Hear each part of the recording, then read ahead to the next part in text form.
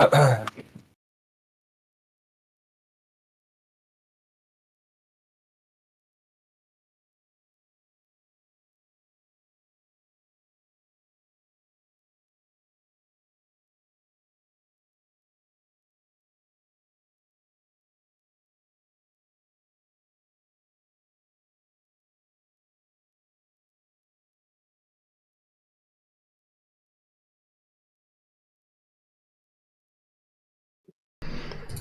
let's go link it out and I'll be ready. What's the lineup looking like?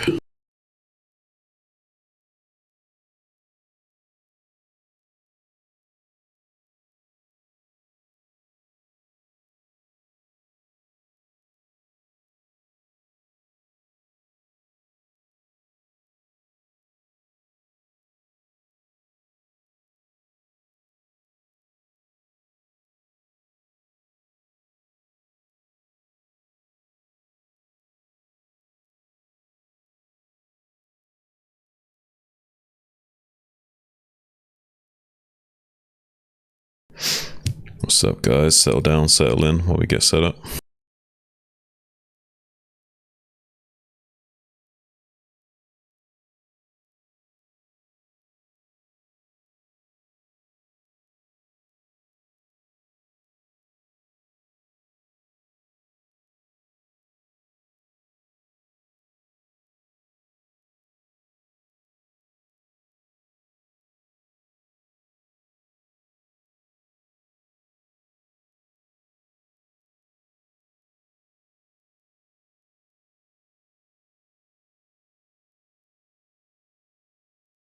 All right.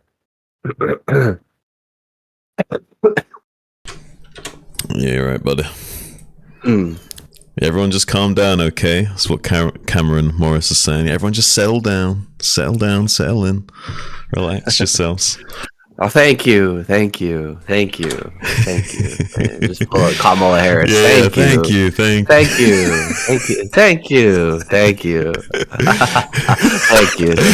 We'll just wait for the teleprompter to kick in just in a moment here, guys.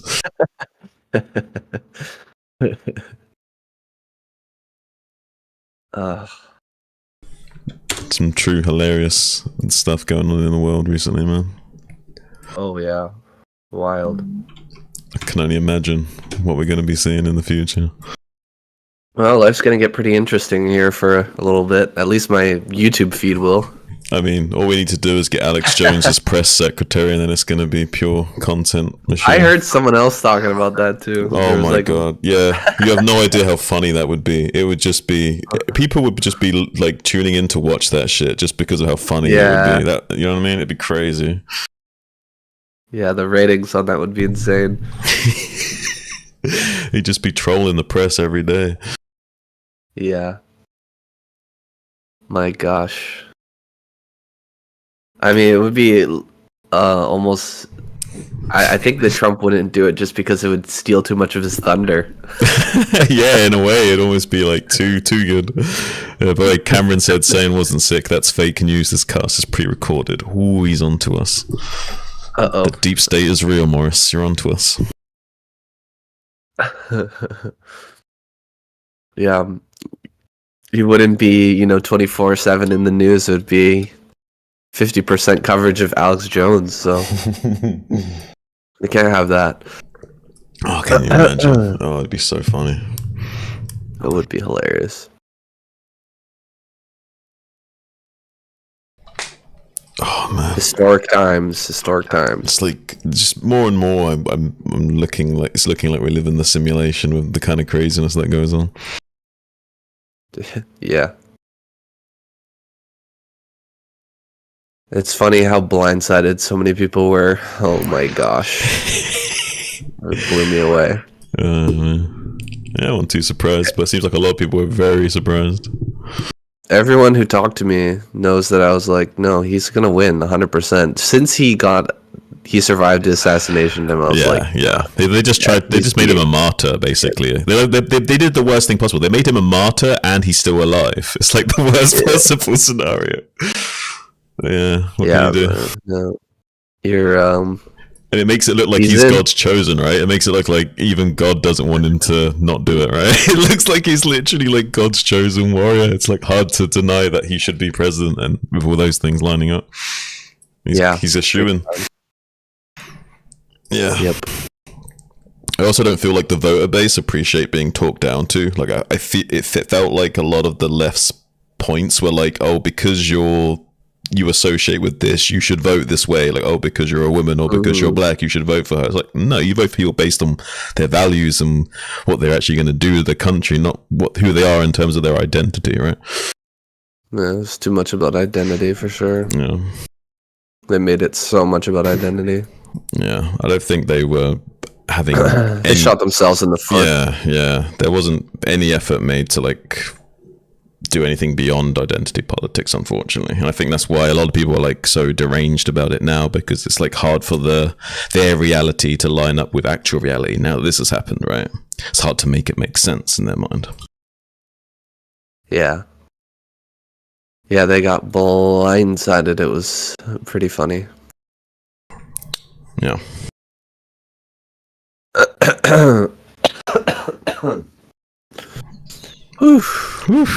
Crazy time to be alive, ladies and gentlemen. Yeah. It's a very interesting time to be here on this planet. Right here, right now, in the golden age of Starcraft. Getting back 2025. Getting back onto the more important stuff. Make Starcraft great again. Yeah. Actually making it great again. Get some master hats.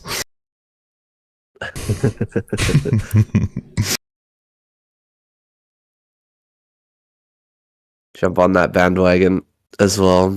All right. Let's get this thing started. Yeah, shall we, Shun? Yeah, let's get into it.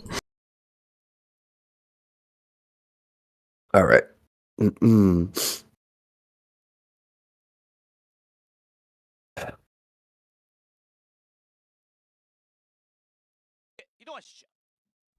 Hello, everybody, and welcome back to the semi-finals of KCM 2024, the final season. We're jumping into Dominator with Sharp versus YSC for our first match. It's all going... Oh, you know what? I made a mistake. We'll have to go back. Okay, false start. Okay, no worries. You mean I'll restart the recording as well, hang on. Sure. I'm a bit sick still, guys. You can hear it in my voice, I'm sure. I'll give you some idea of what my predictions are during the cast, Cameron. You have to wait and see what I have to say.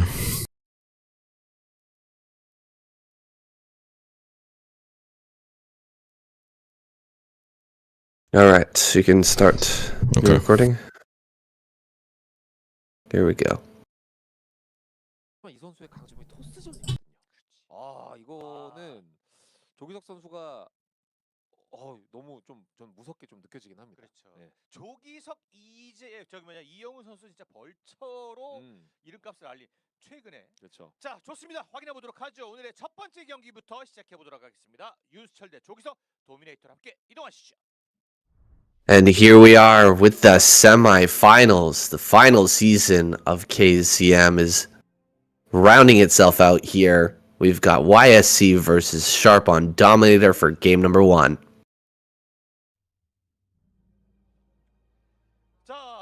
And here we go.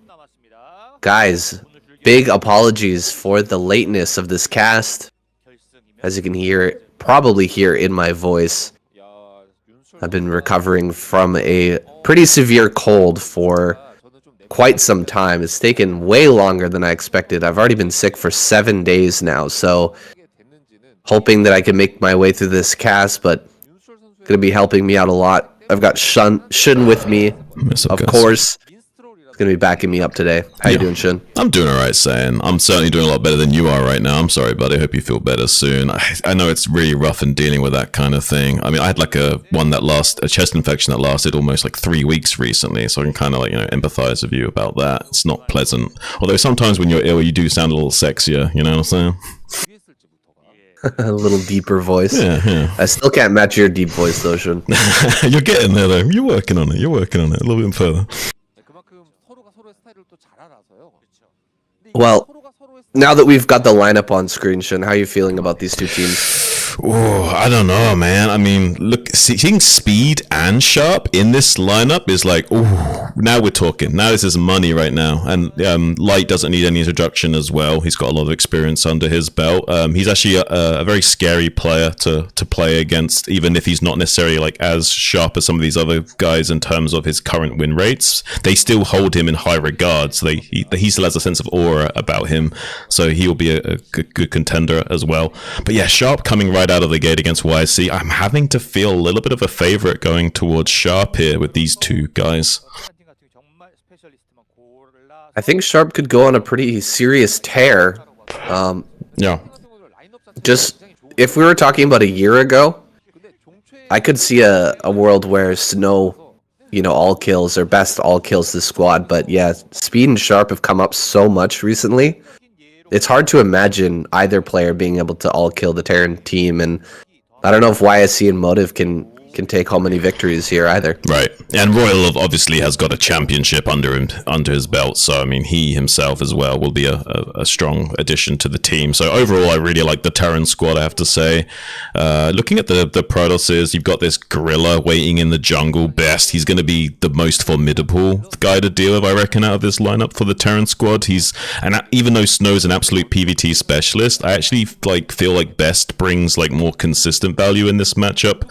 In KCM, it seems like Snow has slightly better showing in SSL with his Reaver control, but that doesn't necessarily mean the case. Snow might decide to show up and play his absolute A game today and dominate everyone. That also can happen. He's a little bit more on the inconsistent side, though.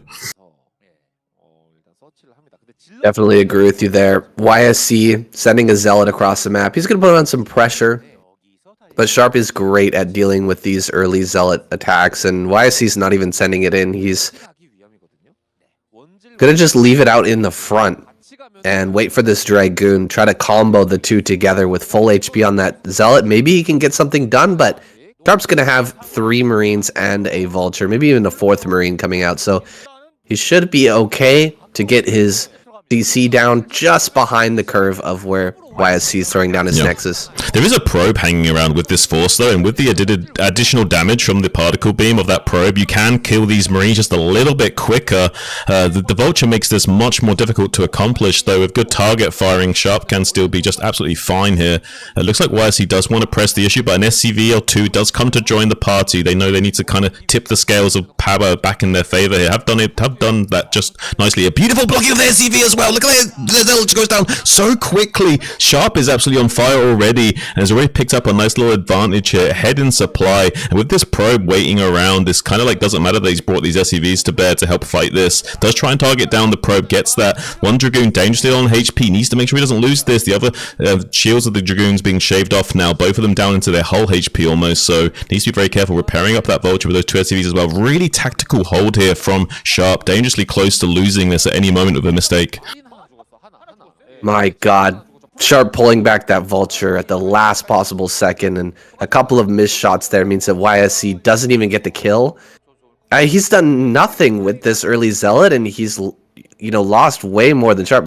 Sharp, has he lost even a single unit yet? Not yet. I mean, he's done such a phenomenal job of micromanaging. Finally does lose that Vulture to some lucky hits up that high ground. Has been abusing that low to high ground transition to absolute perfection here. Finally a little bit of luck going YSC's way. Going to snag his first kill. But now the tank is out, so the aggression will have to slow down quite significantly for some time now. Sharp has done an absolute phenomenal job of holding this early aggression.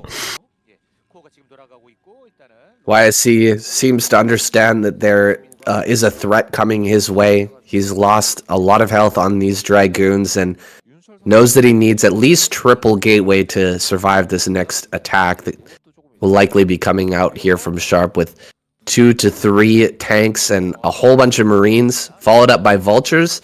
This is the type of attack that Sharp beats a lot of Protoss players with. Yeah, and because he was so able to be so aggressive with his force out on this like pizza slice here, like YC doesn't really know exactly what's going on back at home for Sharp exactly. It could be a lot of aggression coming out of Sharp. We do see the 3 gateway observer tech being chosen from the Protoss side. It makes sense. It's the most mid-range, safest way of playing at the moment, and will afford him the most opportunities to thwart any aggression that does come Sharp's way. Interesting movements from Sharp here, progressing all the way to this like northern flank here. I wonder if he's trying to plan like an assassination on some of these units without YC. He sees it with the observer. Oh, okay, he's gonna have to turn around and go home here. I think the plan was actually to kill a third base. Just to snipe the third base as he threw it down, I guess. Yeah. Maybe either that, or maybe he was gonna press down with the yeah. If there's a third base there, you start to attack that. Maybe you're not going to kill it, but you have an opportunity to run vultures by into the natural. Right. If the Protoss doesn't react properly. Gonna set up a big wall there. YSC moving out with everything and just laying down that pylon wall behind it so that Sharp can't get through. Here comes the engagement. There's 2 tanks on high ground.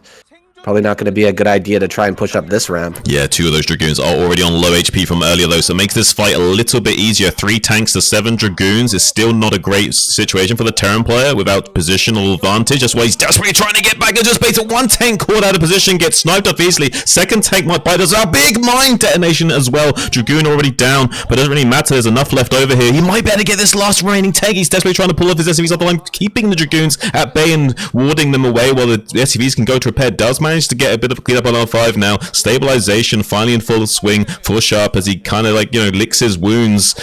Really big pickups there from YC, balancing out this game while he gets his third base underway. Yeah, big story here that he managed to get the third base down during all of that. Usually Sharp would be on top of preventing a base like this. His vulture was out on the map. It was in a position, but it wasn't in the right position to deal with that probe. And now, I mean, killing a few tanks, getting a third base going. How can Sharp make his way back? Usually it's through vulture control and just denying extra bases, but those options are not really open to him when YSC has a full wall and a third base already on the way. Right, yeah. I'm not too sure how he wants to navigate this going forward. So far, YSC seems to be like really confident against Sharp. I don't know what their history is on the ladder. Maybe YSC's got a better read on Sharp's play than some of the better Protoss players does. It does happen sometimes that players are stylistically better in dealing with each other. But this Vulture makes his way into the third base, going to be picking up at least 2 of these probe kills. Really annoying for YSC. It's not like the end of the world or anything, but it is super annoying to have anything go wrong when things are going so right. And he's finally starting to race ahead in supply now. It was very close for a long time, but it seems like YSC has managed to find himself into a somewhat favorable early mid-game phase here, and Sharp will probably be looking to push soon, or at the very least take a third. Yeah, these are very small pickups for Sharp in comparison to what he usually gets off of his early vultures. YSC has controlled this game beautifully so far, but will he be able to deal with the late game of Sharp, who's just been so clean lately? Yeah. I want to see this push on Dominator. I feel like the person who understands how to push on this map the best is Light, because he really utilizes the middle of the map more than any other Terran player. Most Terran players try to hold high grounds and push on the pizza slices, but I think Light really has it figured out where pushing towards the middle of the map is so much more powerful. The walls and ridges all surrounding you it's so hard to dive in there as a Protoss player, and a lot of people will lose their entire army trying to clear that out. Yeah, I think there's a lot more potential in tempo swing by going for that kind of style, although you could argue there's some positional advantage for manipulating the pizza slices. Sometimes it's better just to get right into the center of the board and establish yourself, and going to be picking up a few of these observers now that the comsats are finally online for Sharp, getting this academy up at 9 minutes, trying to maximize his production going for this 5 factory. But here come the Zealots and Reaver into the main base, tries to get a good detonation. 3 SCVs going down already, trying to get a few more, as well as a few of these additional zealots, vultures and stuff that come out from the factories. Maybe you can pick up a few of those as well. He's denying a lot of mining time at the very least here. So being quite careful with his Reaver, trying to get as much value out of that as possible, but it will be losing the shuttle. Manages to pop out the Reaver for an extra Scarab. Has a beautiful connection, gets the tank and 2 vultures. Pretty much maximum damage potential there while still sacrificing the units. Not too bad from YC.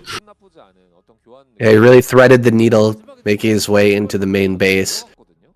Even though Sharp had so much coverage of turrets and even Goliaths scattered around, that one little hole over the factories, he pays the price. Dude, Sharp is way behind. I don't know if he can win this game. I mean, honestly, it's kind of weird. It's like YSC kind of had his number. Yeah, like I said earlier, I don't know what these guys' history is like. Maybe YSC just has a lot of confidence from playing against this guy on the ladder and knows a few of his tricks and knows how to deal with them with his own style. Does start to make this third command center on location at the 9 o'clock gas expansion here as YSC starts to clear out some of these mines and kind of tighten the noose around Sharp already. Hasn't really got a lot of position. Sharp's desperate to find something. Vultures raiding out on the map, sees their 4th base going online, but he's not really finding anything in this game so far. Desperately trying to get something done and establish himself, but unable to do so. 144 to 100 supply right now. Well, I've seen plenty of games similar to this where Sharp goes for drop and he manages to find his way back into the game. This is not going to be the case, though. In this one, Sharp is just going to add a whole bunch more factories and try to get some sort of devastating push with his +1 going here pretty soon. And it's going to be do or die. Right. For this next push. I'm kind of impressed with YC this game, honestly. Like, he's done the bare minimal amount of damage, but it's always been just barely enough to like keep him ahead in the curve of the game and like take the wind out of the sails of Sharp and deny too much push potential. So Sharp's been kind of relegated to just pumping out units, gets a 3rd base online, and now is going to go up into 7 factory. But honestly, it's like a little too late here from Sharp in terms of the power scaling. It looks like YC's quite comfortable in his position. Sharp's going to have to really dig deep and find something this game. Well, that's a lot of shuttles coming forward. YSC ready to bust the position, but Sharp's spot is looking very well defended. Will he be able to break through? Well, the supply advantages say that he should. 60 supply advantage. YSC, at least he's going to be able to trade out some tanks. For sure. He's going to be able to break something. 3 shuttles now flying into the main. Ooh. That hole was closed up from earlier, but we've got storms here on the SCVs. So many SCVs could have gone down there. A lot of them are wounded. Only a few went down. But look at this. Follow-up storms in the natural could be huge. So many SCVs just narrowly are skirting around the edge of death right now. Most of them are in so low HP reserve that just one more storm would probably clean them up even with good drills. This is a crazy situation right now. YC's on like the cusp of victory, already doing so much damage without all those SCVs going down. It doesn't really matter. It would be beautiful though if you get just one more storm on that train line. If you can get another shuttle in there, it's going to be lights out for those SCVs. They're just so wounded now. Like, even with a good reaction from Sharp, he'll probably lose a lot of them. I was holding my breath during that final storm, man. That was looking devastating, but Sharp managed to kind of evade a lot of the damage. Yeah. And a lot of the losses on his SCVs were avoided. So this push coming in, it's going to deal a lot of damage. Let's see how many tanks end up getting picked off here. Sharp, I mean, he doesn't have enough vultures in front of these tanks. All the zealots are just going to run right up on top of this. Dragoons are able to hit the tanks with zealots on top. This is looking very good in terms of trading for YSC. Yeah, 82 supply remains for Sharp. Almost nothing really remaining for this Terran player. Yeah, pretty textbook stuff from YSC, just backing out as the Zealots dry up as well. You kind of want to reserve at least like a healthy Dragoon count to prevent any counterattacks, stay out on the map, prevent mines from being laid and what have you. I really do like this play from YSC. He's like like kind of running a textbook 101 Protoss mind game on Sharp here. There's nothing too fancy, but it's like always just barely enough to like get him ahead to where he wants to be. Some vultures trying to make their way up into this quadrant in the northeast to see if they can do anything to this 5th base coming up, but with, like I said, with the healthy reserve of Dragoons out on the field, it's not really going to be a lot that Sharp can find, although he has softened up that Nexus to maybe snipe it easier later. Vultures with higher upgrades will kill buildings quite significantly quicker. It looks like he will be going into those higher upgrades as well. He's got his starport on the way, or it's already finished up. The science facility should be on the way now. But, I mean, heavy delays because he had to build so many units to defend that latest attack. Picking off a few probes on the transfer, this is typical Sharp stuff, but is it going to be enough? Yeah, I don't know. YSC just has so much economy. I mean, it's the right kind of thing that we need to see, but it's almost like he's trying to play on brand, but he's not quite nailing the notes on the keyboard this time. You know what I mean? There's a few blunders on the keystrokes, and we're not quite hearing the usual Sharp symphony that we're so used to hearing recently. Saying he's a little bit offbeat, but I think that's not really Sharp's issue. That's more of YSC's like ability to dismantle him and like throw him off balance in this game. And he's like throwing a wrench in the cogworks of Sharp over and over again, and this Clockwork Elf is starting to fall a little bit apart in the dimensional realm zone. Oh my god, this is a little bit insane. 135 to 190. This is way too much stuff. Completely overwhelmed in the natural. We've got storms, we've got Zealots on top of everything. Huge storm ripping apart this mineral line as well. Absolute madness. Like YSC's on fire right now. I'm really impressed with him. I can't say that enough. And now with the Zealot train getting on top of these tanks that are pretty much undefended at 9 o'clock base, this might spell absolute disaster for Sharp. I don't know if he can recover from this. He's trying to unsiege his tanks and hold on to what little forces he's got, but it's 150 supply to 86. I mean, this is getting dangerously low. And with the additional bases being thrown online for YSC, it doesn't really matter that he's going to dry out a little bit on some of these bases. He will have enough presence out on the map to take expansions while attacking. Sharp, though, if he can establish some positional threat here on this pizza slice, he might be able to get this 4th base and stabilize, but he's not able to do so. Constantly, why is he raining down with Zealots and Dragoons again and again, surrounding the siege tanks of Sharp, just completely resetting the tank count over and over. Absolutely insane. Here come the Stormtrooper with the 3rd, just well said. So many SCVs going down. Yeah, this game is over. GG. Sharp taps out. YSC, a big upset to start us off. Were we completely off base when we predicted, started feeling Terran this week? That's kind of crazy. Yeah, I mean, I was shocked by YSC's performance. Super impressed by him. 이래서 참 스타가 재밌어요. 웃기고. 예, 윤철 선수가 와, 이게 결승전 유저를 결승러를 이렇게 도미네이터랑 맵에서 Jeez. 압도적으로 이렇게 잡아내는 게 이게 좀 YSC making us look silly here. 네, 깔끔했고요. 굉장히 적절했어요. 모든 견제와 모든 I don't know, I wouldn't say that necessarily. I think that YSC like kind of just seems to have Sharp a little bit more figured out than some of these other guys. Like YSC's style seems to line up nicely with him. 이런 어떤 되게 무르르단 약간 이런 운영들이 굉장히 적절했습니다. 그게 사실상 그 뭐 예를 제가 이런 예를 자주 들었는데 힘 빼고 한다는 게 되게 툭툭 치면서 완급 조절을 할 수 있는 걸 갖췄다라는. Just gonna go to the bathroom quickly. I'll be right back. Alright, buddy. That was a really unexpected turn of events. I did not expect Sharp to get dismantled that easily.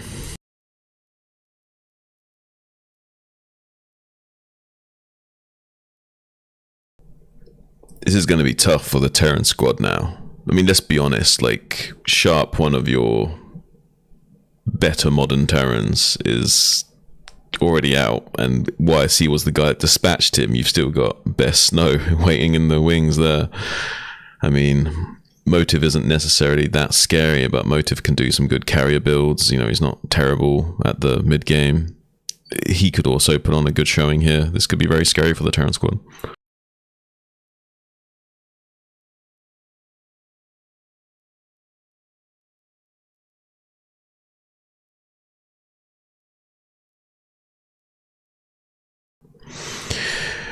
Well, Sharp like initially handled the pressure early game really well, but then everything that happened after that, he was always like just slightly behind the curve afterwards. He just couldn't quite stabilize after the pressure, the follow-on pressure with the Reavers in the main base and what have you. Yeah, one turret out of position, man. Sometimes all it takes. That's how crazy this game is. Like one hex tile can make the difference. Everything can make the difference.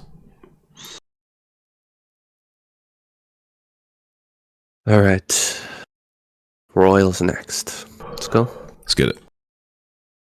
네, 오늘 윤수철 정도의 컨디션이면 부활권을 지금까지는 네. 윤수철에게 Okay, Royal being sent out for game number 2.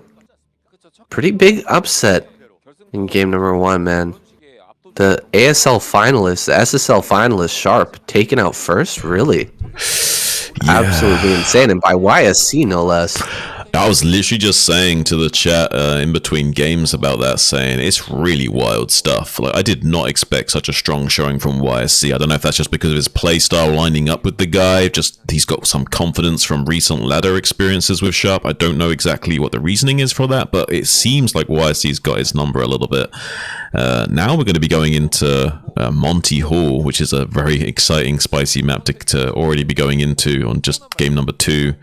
Royal's going to have to dig deep and think of something special here. We see a very fast gas from YSC. No intentions of getting an early economic lead. Just wants to maybe get a little bit of his own aggression going. Why is he getting such a fast gas? This must be some crazy fast like DT drop build or something. I really couldn't tell you. I'm not familiar with all the PVT cheeses that exist. Yeah, This it's got to one, be DTs, right? escaping. Yeah, something like that, right? I mean, can he even afford a cybernetics core? No, he can't. It's going to be hard to get that thing out because he's really reducing his own mineral mining by getting this gas so early. I guess he'll eventually be able to throw that down, but he's actually going to throw a pylon. He needs a pylon. Yeah, look at him. He's got 100 gas already. What is all this gas for? That's what I'm saying. Like he can't, even though he technically could throw down the core, he has to throw down other stuff. He has to keep making probes. He has to build a pylon. Like he can just barely. Oh, he's actually just barely squeezing out. Okay, some pretty good mineral boosting here from YSC. Then to just barely afford everything. Seems like everything's just barely. He must have this must be a very well prepared build that he's like just barely figured out. Okay, I can be a little sausage monkey here and squeeze out some fast tech by going for a very fast gas. I have to imagine it's going to be DTs. I can't imagine this is going to be Robo, but I guess it could be an extremely fast Reaver play that's just absolutely insane. But I imagine this is going to be DTs drilled over the wall. Yeah, he must be sending this probe up to top right, gonna set up a couple of gateways over there, and then try to use the probe to hop over? I wonder. Yeah. There's the Citadel, of course.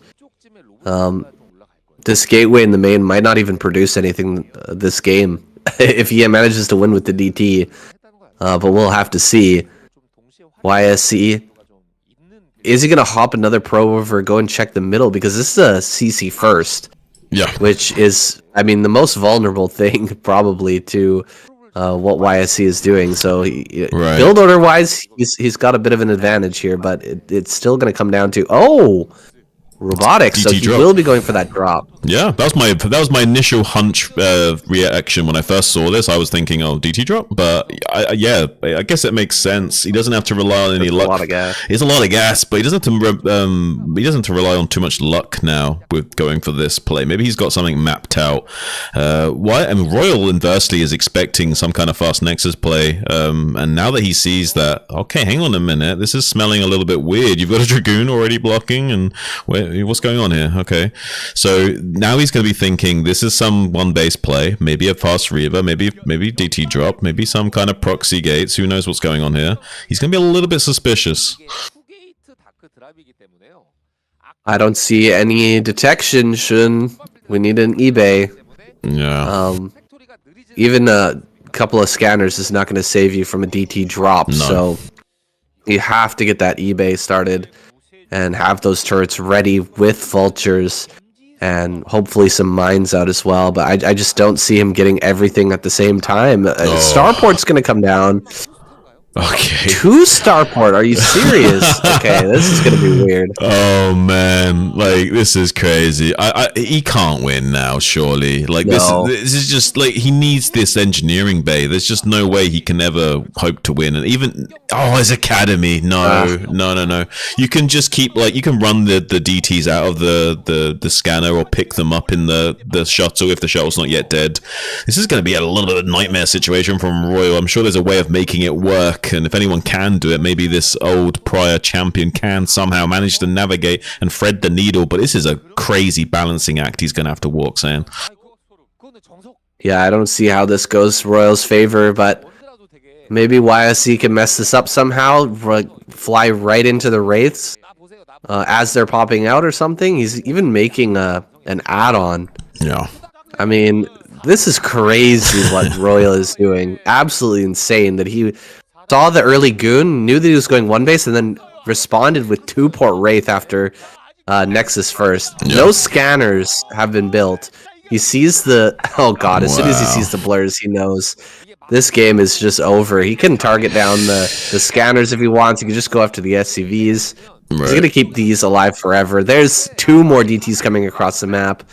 Royal was this is impossible. Royal was praying that was a scouting show and the Reaver wasn't even out yet.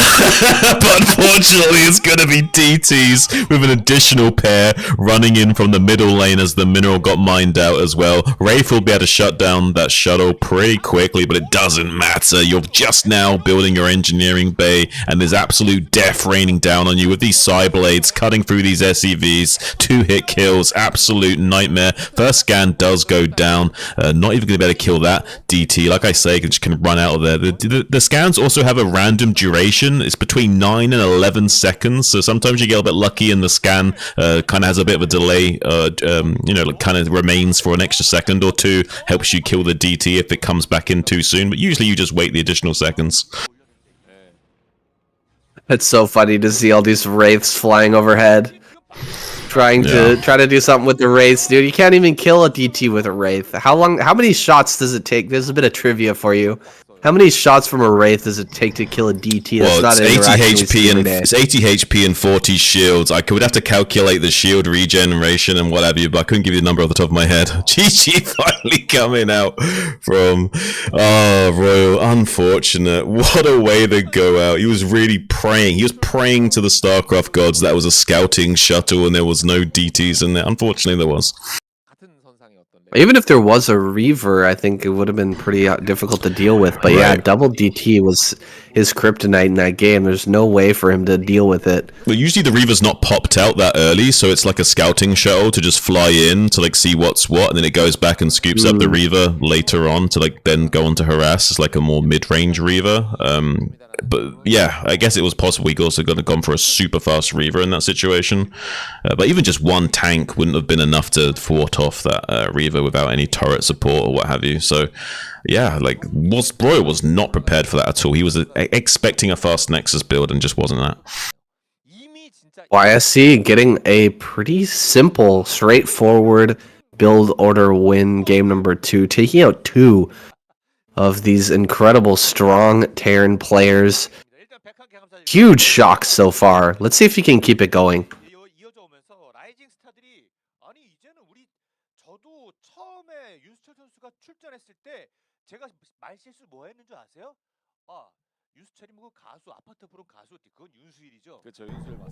Well, I see killing, man.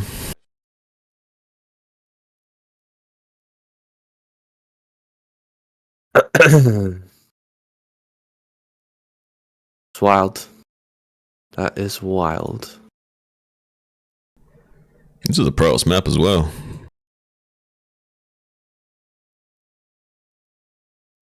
Just a second here.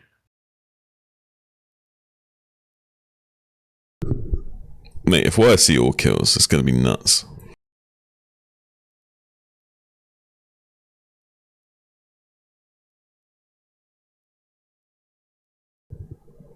I would say that YSC's percentage of winning this game is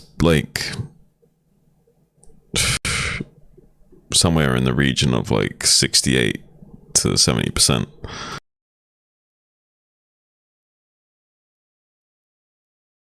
Yeah, Protoss has got a really good shot now. This is crazy. This is a heavily Protoss favored map, and he's got a lot of momentum behind him. He's just taken out Royal and Sharp like it was nothing. And now he's on a Protoss favored map against Light. This could be crazy. Jeez. That would not be what I expect. Imagine a YSC all kill. That's what I'm saying. This is in the cards. This is in the cards. I mean, Speed might do a reverse sweep though. That's also possible because Speed is an absolute monster in this matchup. So let's not count Terrans out. But yeah, this is looking pretty insane. All right, let's go. Let's get it. 여러분 보실래요 한번? 이재호 선수의 프로토스전이 58%예요. Well, we find ourselves in a semifinal that I did not expect to be in today. A world where YSC is dominating the Terran squad, already taking out half. And halfway to that all-kill prize, 600,000 won. And it also says there a voucher for a facial as well. So they're giving away some prizes from T-Mall or whoever that sponsor is. I can't remember. H-Mall? Is that right? Yeah, and you know these guys that like spend too much time in their basements playing games need to have a little bit of extra skincare in their lives, so not a bad prize. Yeah, not a bad prize indeed. This map, you were just saying, you think that it's more of a Protoss favored map as well, right? Yeah, oh for sure, oh for sure, oh for sure. Like yeah, like is water wet? You think that's because Carrier's so strong here, or just because most Terran players are going to sit on 2-3 bases and then Protoss can kind of camp out in their natural? It doesn't matter that the Terran has easy access to a third because of how low yield they are. So it's like you just deny the fourth and you're happy no matter what happens. Like you just don't really care as pros. Like, okay, have your little 3 bases, Terran. They won't last for that long, and I'll outgrow you. That's right.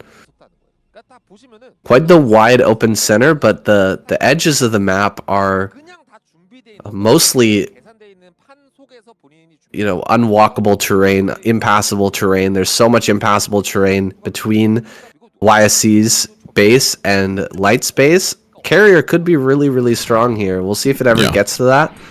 But yeah, Light really gonna struggle if Carriers start to hit his base on that high ground. Yeah, honestly, probably you'd almost want to be cross map as Terran here just for the sake of you probably won't be able to get away with any aggression anyway, but carriers become a bit of an issue if you're dealing with these like close horizontal lines of attack into your main base or whatnot. So this is not looking ideal for Light. There is so many options available to YSC, and YSC actually does like going for carriers.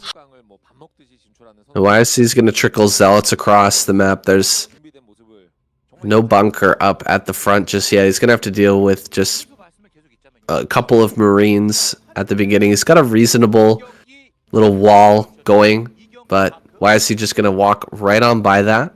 Goes up on the high ground, just checking around. There's already a factory here, so there's certainly not a CC just yet. Right.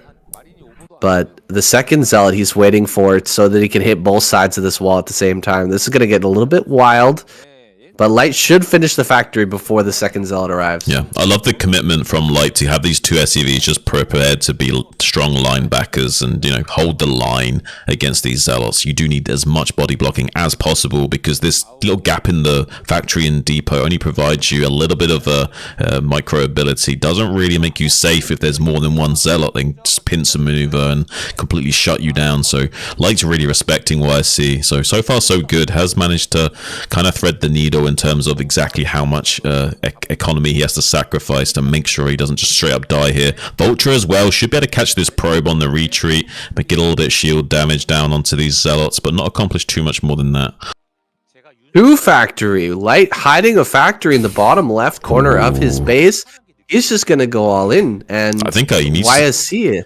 I think Let's see if he can spot this. I think he needs to do something like this on this map, honestly. I don't feel like he should just play a straight-up game. I really do. Even though two factory is just not that good, I actually feel like this is the kind of thing that will give him a higher win percentage than just playing a normal straight-up macro game. Two factory not great, but it's been coming back a lot recently. People are mixing it in. Terran players are mixing it in a lot more. There's the second factor. He sees it. Oh, he sees it. This is huge. He does get some good target firing down onto these Zealots, but they do buy a lot of time. 100 hit points and natural one armor. Going to be tanking a lot of damage from the Gauss rifles and fragmentation grenade off that Vulture. Does manage to get on hot pursuit onto this Dragoon now.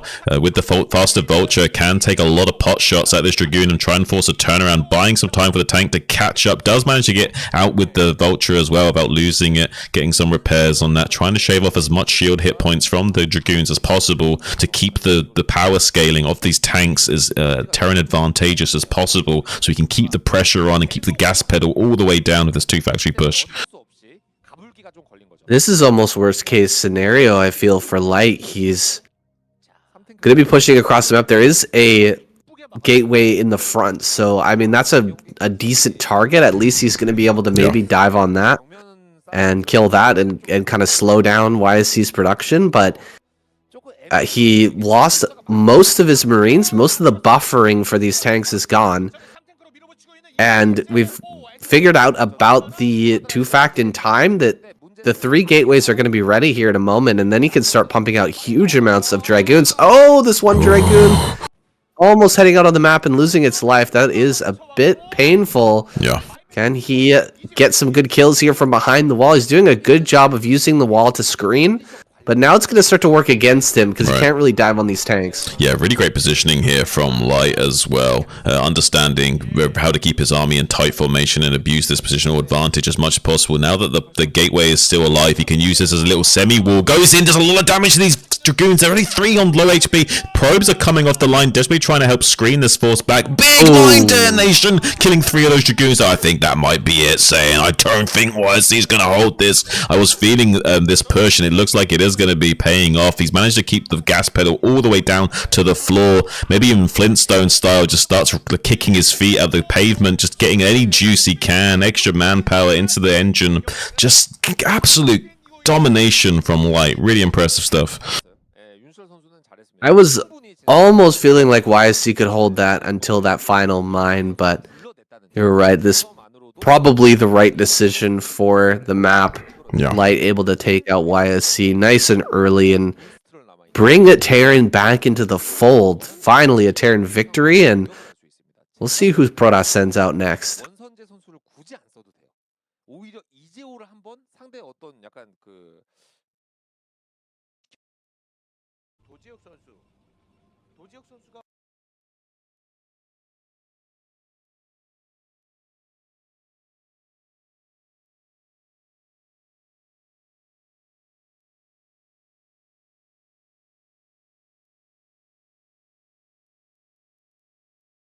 All right. Oh, what happened? You lost your mojo, mate.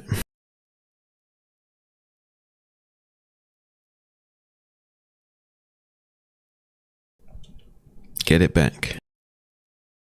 There it is. That was weird. Yeah, it's hard to compete with that many years of experience, Cameron. He's just calm under any kind of pressure and situation. He's got great execution. That's why people fear him, because he's just like, I don't know, there's just like some sort of aura that he's got. Like similar to Flash, right? It's just like when you know it's him, it's like something about that kind of makes you a little bit more nervous. Hmm. And they got a lot of respect for Light. Back in the day, he slapped. We're talking like back-to-back all kills like it was nothing. His teammates not even having to play in the Pro League.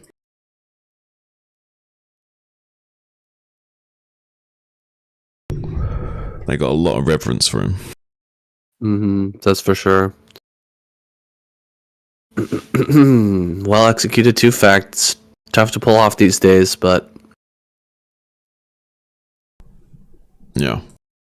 It works pretty well when they have one gateway out in the front, that's for sure. These builds that aren't actually good are good because they're not good, in the sense of your opponent doesn't expect you to go for it, so it catches them off guard, right? And that's kind of what you want at high-level StarCraft. You want like suboptimal builds purely for the mind game value. It's like you're making a sacrifice in terms of your build quality just to get a mind game edge.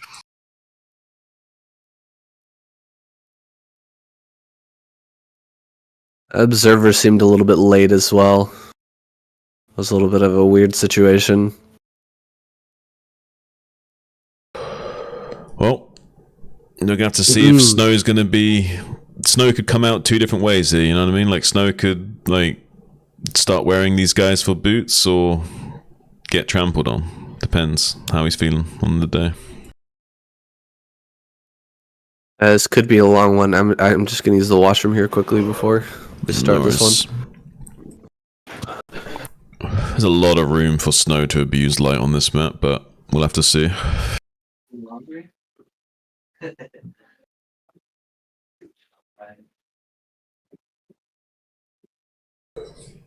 What are your predictions for this game, guys? Do you think Snow's gonna get it, or is it gonna be Light? I mean, I want Light to win just because I want to see a more back and forth series, but who knows? Like, Snow is like, well, on his A game, shreds most Terrans. But he hasn't been super consistent lately. It's like he's lost his mojo a little bit.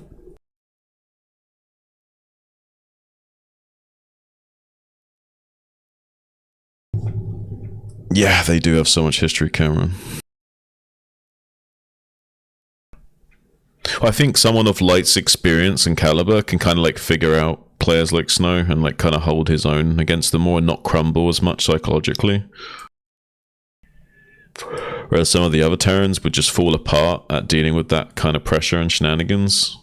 Whereas Light is just used to dealing with all kinds of craziness. He's just kind of cool as a cucumber in terms of his composure, right?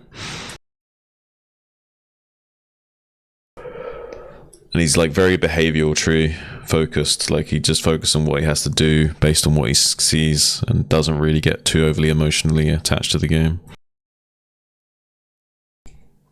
Yeah, he's like an artificial intelligence. He just like looks at the situation and like just tries to problem solve. He doesn't really get stressed out, you know what I mean?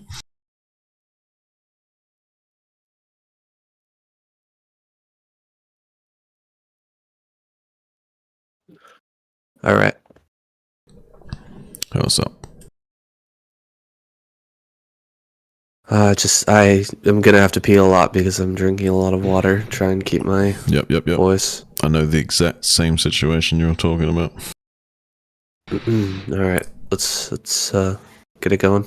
Let's get it. 58%인데 장윤철은 더 높아요. 그러니까 즉 지금 나온 토스 중에 테란을 가장 잘 잡는 게 Well, that was a fun run, YSC. Making a splash to start things off. Giving Protoss a very good position to jump from, but still needs someone to clutch things out. Snow going to be sent out next. Here against Light on Minstrel. Yeah. It should be a fun match, man. I'm looking forward to this one. This is a classic, Light versus Snow. And Minstrel is such an interesting map.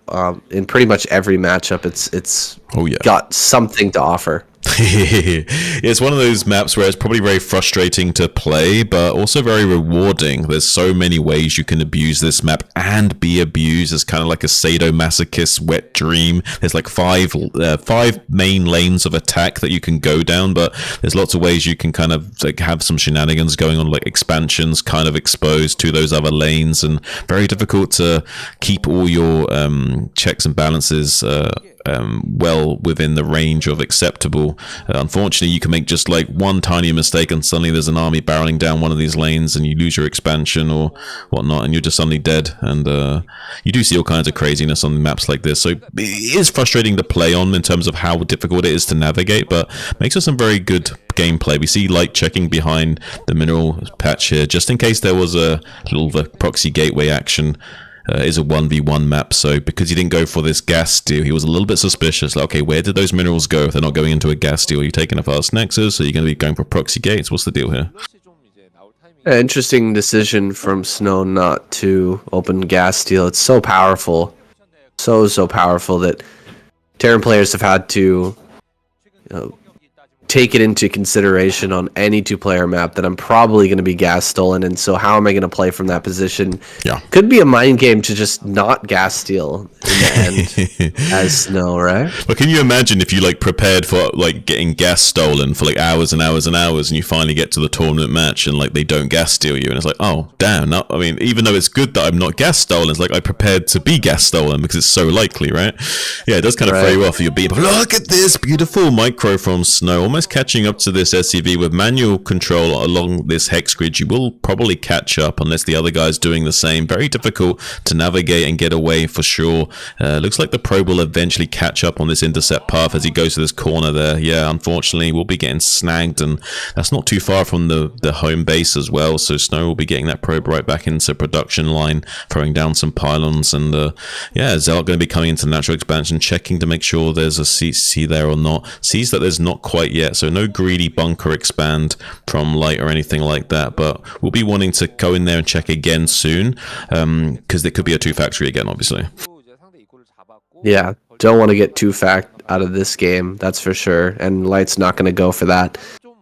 Recognizing that Snow's probably a little bit more solid when it comes to those early game defenses, he is crazy good with his control in pretty much all regards. He does get in there, sees the CC, and yeah, I mean, people want to talk about mostly Snow being, amazing with the Reaver, but he is just such a micro god. Yeah.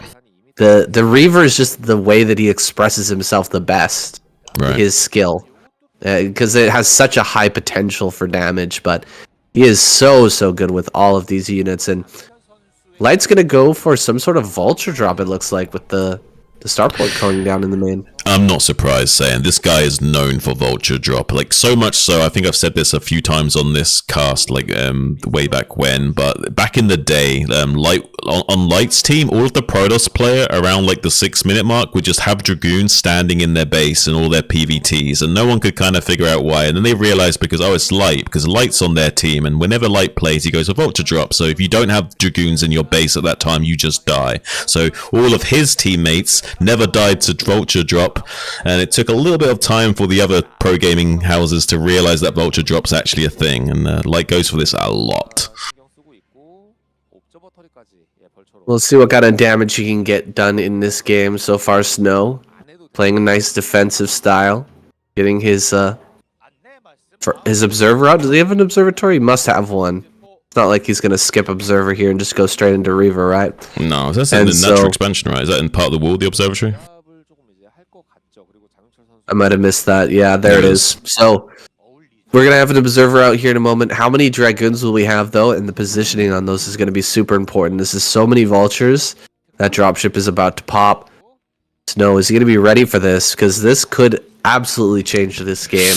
Yeah, it could be a lot. I mean, if he's got the Dragoons in position, he can shut this down, but I mean, that's a big ask. Sometimes you're just not ready. He's got a probe on the periphery of his base, throwing down some spotter pylons now, which will help out greatly, but it looks like there might be a direct drop into the natural expansion. This might be shut down very easily, or he might just drop 1 or 2 on the natural and then the rest in the main. I'm not too sure what the game plan is going to be from, like, what kind of style he's going for here. Reaver can also help with the defense in this. If you know it's vulture drop, you can stick around with the Reaver for a few more seconds because the Reaver's ready just a little bit earlier. You can use that to defend as well, but looks like he's going out with that, whether or not. So he's assuming this isn't necessarily going to be a vulture drop build, but he is still prepared with his Dragoons. So I feel like the Dragoons will be able to shut this down, but he's still going to lose a lot of probes potentially. He's got to have a probe ready to drop something in the wall as well, because at the same time as this drop's going on, we're going to see some units run by into the natural. Oh, great pylon behind the mineral patch there. Going to shut down the vultures a little bit quicker. And did he make the full-on wall? I see some vultures running around, but it looks like they're just heading back home. Ooh. Oh, man, this Reaver can do so much damage. There's a lot of SCVs going down, kills. 5 in total. Ooh, and saying there's no full-on wall back at home. Another beautiful connection as well. A total of 8, and maybe more as well. If it does out, that'll be great. But no, another 2 going down. Total of 10. That's a big one. I'm saying that's 15 SCVs total.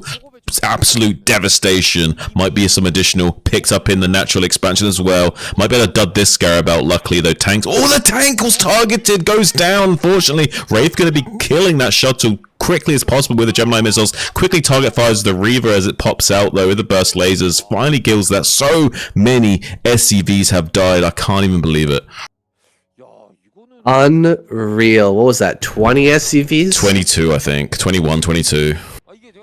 My God. How the turntables have turned, Shun. Still taking a little bit of damage and just dishing it right back. I mean, Light is in, oh God, dire straits. I mean, look at the saturation and the supplies. It's completely crazy levels of damage. Can't be stated enough just how good this guy is with his Reaver control. The absolute best in the business. Even when he's not like playing his absolute A game, still can get such crazy damage value potential out of that unit. It's 200 minerals and 100 gas. It doesn't seem fair, San. Well, the good old 75 gonna try and bring something back. He gets one probe. That's it. Oh boy, Light is in for a world of hurt. He's got nothing back at home. Yeah. We don't have a turret. We don't have anything. We've got a Wraith, 4 tanks, and a Dream. There's a third factory gonna come up. But you have to just pump out whatever you can. It's going to be a very low economy, but we need to just get any kind of meat out on the field right now. So going straight into 3 factories, an absolute must. That's like the bare minimum prerequisite at the moment. I don't even know if he can afford any more. He's going to be churning out so many SEVs that I don't think he can even afford a 4th factory for a while here until he cuts. Yeah, he can't afford to move out either. Just 54 supply, 2 Reavers. No anti-air? Oh, dude. Just 1 Wraith, I guess, but that's not going to be able to catch the speed shuttle anymore. Right. And so Snow can just run away, even if he does lock onto that. So this is looking like a game that, you know, Light never intended. He never wanted to play this type of game, but yeah. But I think he was also a little bit thrown off by the fact that he didn't get gas stolen. He was expecting some kind of shenanigans as a follow-up potentially, and then yeah, like you say, didn't play the game that he was expecting to, and that seems to have thrown him off just enough for Snow to get in and does what he does best. Pretty good SimCity set up here from Snow as well. If there was any additional vulture drops in the main base, wouldn't get too much value if they were landed on the eastern side of the main base. They would get completely shut down and give probes an escape path. We'd have to attack from the natural expansion vector, which is easier to defend. Yeah, everything's looking pretty good for Snow here, and has enough units out on the map to slow down any advances with these Scarabs, forcing as many sieges as possible and putting on some pressure with the Dragoon support as well. Light has got a few Wraiths scouting around, seeing if they can snake in there and get that shuttle, but loses one of them already, saying this is not looking good. I was thinking there might be a world where he goes for Cloak Wraith. Because yeah, no, that's possible. He just needs some sort of comeback potential. So if he's gets 3 Wraiths and gets Cloak, and then flies in at in a surprising time and just snipes down the shuttle with the Reaver inside, you can win. You can still win. He's gonna try and hit this from multiple angles, putting down a lot of mines behind this army. Trying to pick off the shuttle as well. This shuttle is getting a little bit low, but the Wraith's not being controlled well enough to keep those shots going. Oh, and Dragoon's coming from the north. There's just not enough meat here. Yeah. Light is going to bring forward a few more vultures, but at the end of the day, a lot of these tanks are going to go down, and Snow just has so much production behind this. It's crazy how many units are going down for Light. So many tanks have gone down in this game, and SCVs. It's completely wild. Like, you'd almost think it was late game already, but it's still only 11 minutes into the game, and so much has died for Light. It's kind of crazy stuff how low that both of their supplies are. Snow just barely has enough to overwhelm this. Looks like Light really wants to try and press the issue. See if he can get the siege up on this bridge and push the issue all the way to the rally point of Snow. But beautiful connections with these Scarabs will spell disaster. Now the land between the 2 siege tanks forces the unsiege. Can also try and drag the mine lift up in there, loses the Reaver because he messes up the pickup, but does get the mine drag at the very least, so still getting pretty high damage value. Even though he loses that Reaver, he's got 2 more just waiting in the wing, so it doesn't really matter. Still enough damage potential here, and this barely gets the Dragoon in the wall to block those vultures getting a run by as well. Everything's so good for Lost Snow here. Oh boy. Light's gonna try to come down to the third base. He's trickling tanks across the map, 이거는 진짜 and that trickle has just been cut off. Yeah. Light GG's. Snow kills off another Terran player. There's only one left. Speed. Is he prepared to all kill? Can he reverse sweep He's gonna have to in do this it. series? 혼자 그리고 한 목숨 더 부활권 남았습니다. 약간 여기까지의 과정은 저는 약간 좀 쇼킹한데요. 진짜 All right. Step on the gas tonight.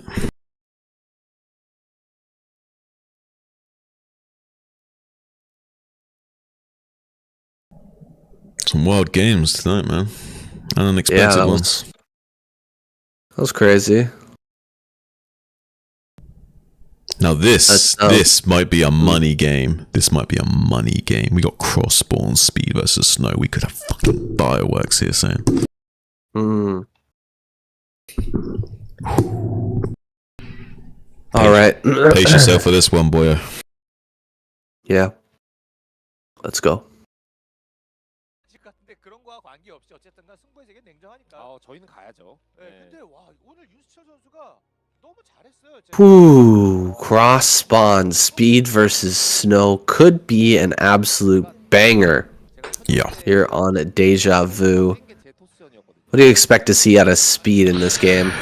A lot of aggression, a lot of gas.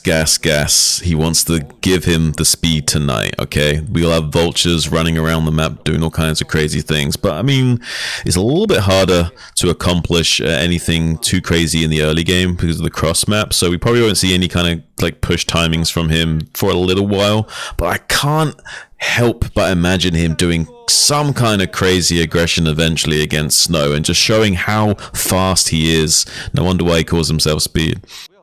이 경기 7분.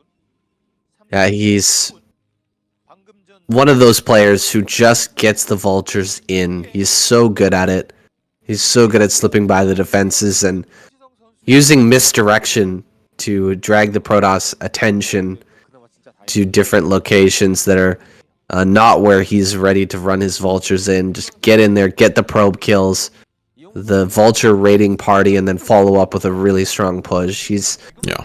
one of the best in the world right now, and it's because he's been putting in so much effort lately and really refining his style. Yeah, and it shows. And he is a much more modern style of Terran as well. So it's a totally different kind of packaging, and it's really refreshing to see, and kind of gives breathes new life into the Terran race, I would say, and gives some hope to these other Terrans that are like maybe lost in their old ways. That hang on a minute, guys. There's some bright light over that horizon if we can just like climb this little hill here and maybe shed some of our old bad habits and change our way of thinking, and put a little bit of extra effort in to our task switching ability and being a little bit more confident and aggressive and not so passive, and maybe there's hope. 있잖아요, 사실. 시들시들했어요. 김수영 시들시들, 이재호 시들시들. Yeah, it is a completely different way of thinking, a completely different way of playing the Terran race, and we're seeing it kind of refined and perfected slowly over time by Speed, 도와줄. Sharp, and others like them. Yeah.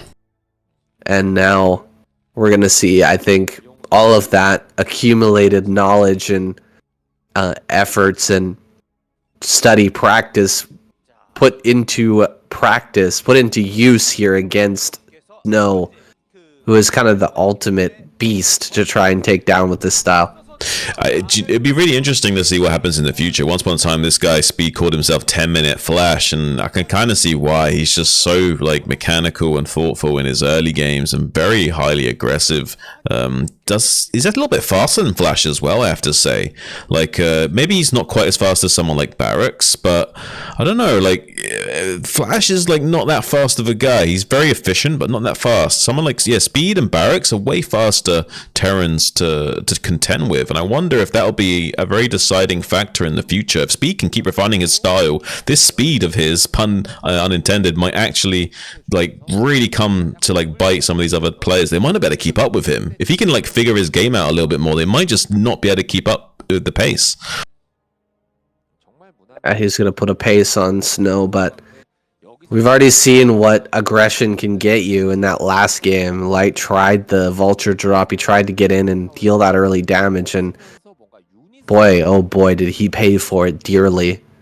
Snow able to just flip that around and turn his aggression into a deficit. Now, Speed probably not going to fall for the same sort of things, probably not going to utilize the same ideas here in this game, but Snow's definitely going for the same style as he did last game. He is completely confident in this way of playing, and he's just going to be getting into that Reaver and checking out your defenses, seeing if he could pull you apart. Now, remind me, Shin, was it Speed that was pulled apart by Snow in last season? Not this previous season, but the final ASL season?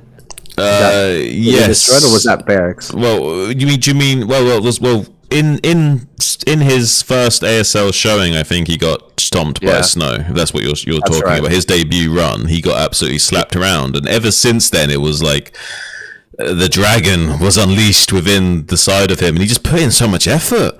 Like, the guy has gone from being like pretty okay up and coming to like, oh my god, all eyes on him, because he might be like the new Flash, who knows. But coming in with the mines though, might be able to do okay, not actually going to be able to get too much done with this. I thought for a second with the body block on the Dragoon, he might be able to get a mine connection there. Not able to do so, but now we have mines already containing Snow, and the observatory is just now finishing up. He will be able to run around the map and start to lay down some mines at these bases and keep tabs on what's what. I don't know. I thought for a second that he was going to at least get a Dragoon, but unfortunately not able to do so. Look at how careful Snow is being. He's built a pylon in the wall already. He's completely finished it. Okay, no, there is a little gap there on the left-hand side. I thought this was a full-on wall. Forgot that was unbuildable terrain there on the left-hand side, but just making sure that everything is sewn up tight in his natural, making sure that there can be no vultures slipping by, and he'll be really careful with how he moves out here on the map as well. Start to clear these mines. It's a great opportunity for Speed to slip by. Yeah. But he's not looking ready to do that just yet. Going into a 2 factory back at home. Yeah, I mean, we see the Observer and Dragoons making their way confidently across the entire map. This may provoke Speed into attempting a run by, but we see a nice little plug on that hole there. 2 Dragoons waiting, so he's going to instead hunt down this one Dragoon that was a little bit exposed, and now maybe catch this probe that's going over to the 3rd base. And now he knows, okay, that isn't a probe, sorry, that's an Observer, my bad. I thought that was an Observer there moving over to the 3rd base, so no expansion attempts from Snow just yet. Usually about 6 minutes is like the normal earlier normal timing, but Snow might not take that for quite some time and be confident just to stay on 2 base and just put on a lot of pressure onto Speed. All these Dragoons are raining down a lot. He needs. He's just running in his tank though. One more volley's gonna get it. Does manage to get the snipe on that. With the 5 Dragoons, you've got more than enough damage. Even if one of them falls, you can still 2-shot these tanks. It's just 4 Dragoon phase disruption shots to 2-shot with these tanks. Need a lot of repair and good micro to make sure they don't go down. And now this can escalate into a crazy situation if you can come in here and pick up another one of these tanks. I think Speed's going to regret lifting off that barracks. Yeah. He had a barracks set down in his natural there that would have been able to block those Dragoons from running forward, but he lifted it off for some vision or something. I'm not sure why he decided to move that, but Snow's done some serious damage killing off that first tank, and now has taken kind of control of this game. Although he has the later 3rd base, like you were saying, it's not at that 6-minute mark. It's more like a 7-minute 30. Yeah. Setting up of the Nexus. I mean, he's still in a great spot. He's going to be chilling out in the front. He's cleared most of the vultures off the map. There's just this one last vulture running around looking for probes that might be sent out for another base. But back at home, look at that. 5 factory? Yeah, 5 factories. Follow up? Yeah. All right, he's just going to go for it. Yeah, Vulture making his way in, snagging a couple of probe kills here. Not too bad at all. Does also confirm there's going to be at least 1 Reaver additionally being made. We'll have to make sure he doesn't lose too many SEVs like his brethren have done thus far. So many SUVs went down in that last game with Light. It was absolutely insanity. I hope he doesn't have a repeat here. I would love to see a much more solid game out of Speed. He has the potential to go on a bit of reverse. But look at this beautiful position with the Dragoons going to be snagging a quick tank kill and a retreat. Just losing one Dragoon for a tank kill is a trade you would take all day, every day as Protoss in this situation, and pretty much any other situation as well. This is really great play from Snow. Trying to get away with his Dragoons now, though, as these Vultures try and isolate by laying down some mines to buy enough time. Manages to get into the pocket of the third base. Now can kill some of these probes. Both the Vultures dangerously low, but it doesn't matter. Managing to kill a trio or so of probes there just to put a bit of a dent in the economy of Snow and get a little bit lost mining time, trying to make up for some of the deficit here.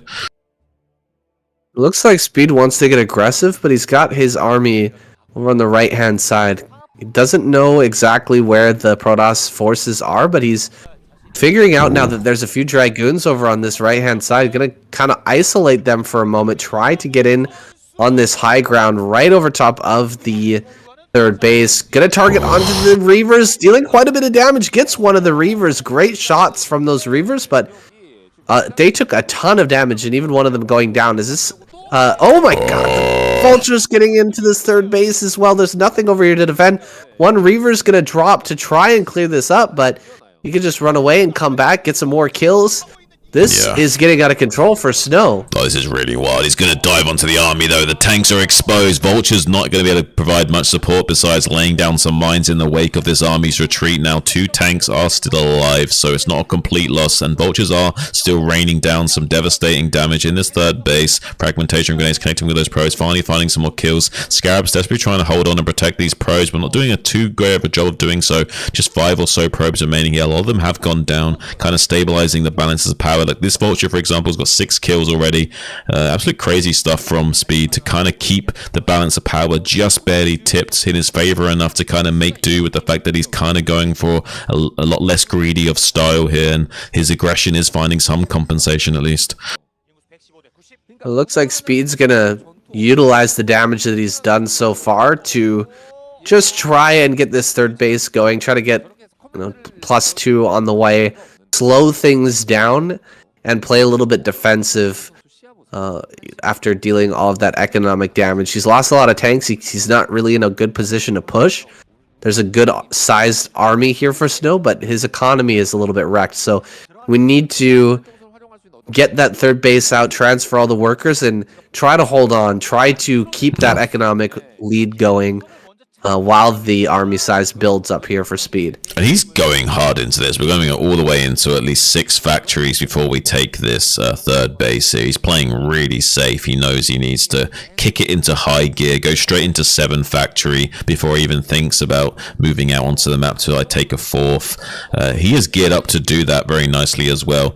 I think his upgrade timings were reasonable behind this to make up for the fact that he has gone for this 2-base timing style. So he shouldn't be too far behind the curve in the mid-game phase going forward here. I think as long as he can manage to secure this third base, everything will be gravy, but there's a big ask. I mean, Snow will put a lot of pressure onto his third base, already coming in here to kill this turret off and delay the CC for as long as possible. He knows exactly what Speed wants to do, and he's not going to allow him to do it without a cost here. There is only one cannon to defend against this drop potential, though, so something could go really right for Speed. Couple of Dragoons, though, coming up from the third base, going to be able to shut some of this down. There is one Vulture, I think, left in that dropship that's going to be dropped into the main base to see if he can find any additional damage there while some of those probes at the gas are going down. There is no cannon in the main base. That Vulture could get a lot done.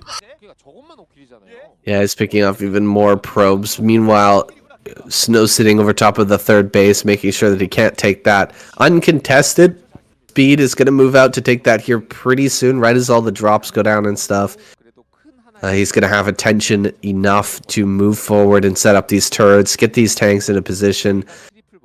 Reavers are going to come down this ramp, but he takes big shots from the tanks first. Yeah. So softening that up, trading that for a tank, not the best trade there for Snow, but maybe it softens the position enough so that these Zealot Dragoon army can actually break through everything. The supply lead's not very big though, Shin. Only 30 supply advantage. Yeah, I mean, if Speed can get this third without too much of a contest, he's looking really phenomenally strong. That's why Snow is putting all of his eggs into this basket of slowing this down as much as possible and making him pay as heavy a price for it as he can. There's 3 shuttles to dive on this position, but beautiful timing of these 3 Karen boosted Goliaths just showing up to the party, able to shut down one of those shuttles. Here comes the big train, though. He was considering going into the main base, but he thinks against it now. He thinks that he's lost a little bit of a power swing, that he can't quite go in there. Enough tempo has been seized by Speed that we might see a much more passive Snow coming forward now. I think he's just shifted his gears a little bit and realized, hang on a minute,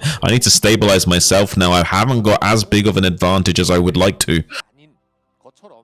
Yeah, this is great play from Speed. He is just doing exactly what he needs to in order to, you know, retain a bit of an advantage. It's funny to say that he's got an advantage when we're 14 minutes in and he's just got his third base online, but you know, with the way that the game has gone so far and the amount of aggression that's been shown on both sides, this is a perfectly finely timed third base, and he's going to be able to get his factory count way up, pump out a huge army. Now the big problem is taking the 4th base on this map. Really tough to secure as a Terran. Yeah, on a lot of maps it can be the case. There are a few rare exceptions for that, but usually it is an absolute light year of a journey to travel to get that 4th base. So much more ground must be seized and covered and maintained to even kind of keep that lane of hope alive and taking that base without any pressure from your opponent. It's kind of impossible to do it with a low count of units. You kind of have to have 7 factory worth of production already underway before you can even think about taking that 4th base in most circumstances. Big vulture raiding party. We'll be able to catch this probe that was looking to expand at least. A small compensation slowing down that expansion by half a minute or more. Does manage to come up into the pocket of this 3rd base though, but with the pylon wall, won't be able to find too much here. Does manage to get some good target firing. He is very adept with his target firing of those vultures. Finds pretty much best case scenario damage with them, even in very bad spots here. A little bit of compensation makes up for that, but you got to be careful in these situations. If you throw away your vultures like that, it kind of gives the Protoss a reason to kind of think about a counterattack. You've just blown a massive like control group worth of supply down the drain. That's 24 supply not there to clean up zealots anymore. So you need to be careful that if you give enough ground to the Protoss, eventually they might try and punish you. Absolutely, and Speed's starting to move towards the middle of the map. I think that maybe the most achievable base to take, or the most holdable base, is possibly going to be the center. Yeah. And if you can hold that center, it gives you a great jump-off location to start attacking into these different wings of the map. And Speed is moving in that direction. I'm not sure he'll set up a CC in the middle, but I think that can be a good plan. So far, Snow is just kind of slowing him down. Here we go. This big push across the map. Did he throw away too many vultures? Is there going to be an overwhelming number of zealots? Snow's completely maxed out. He's going to have storms for this next fight.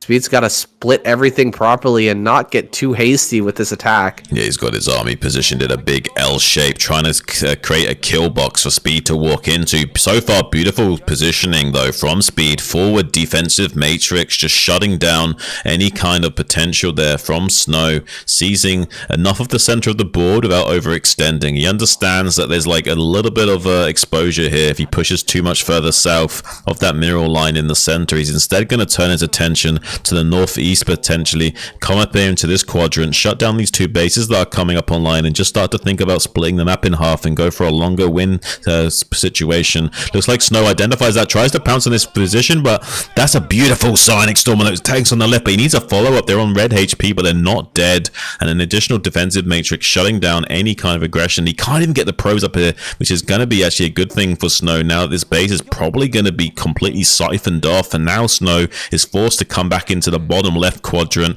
and the map might be split in half here, say, and that's really heavily favoring Speed. Yeah, Speed is making a very good push over towards the top right. He's evened out the supply count. Crazy. Yeah. Considering how close the supplies were, or how different the supplies were earlier. And Speed, I mean, now he can take possibly 12 o'clock. He's, Right. I think, just laid down a CC in the center, and he's starting to mine off that. He doesn't have a lot defending that area. But, yeah, he's going to go ahead and drop the 12 o'clock CC. If these bases are allowed to stand, Snow will lose this game. He's going to have to lift and back away. Snow going to move through the middle of the map. There are some mines here to soften up all of these zealots. Where is Snow going with this massive army, though? Yeah, at the moment he might just like try and get onto the rally point of Speed. Speed hasn't yet decided to turn around with anything.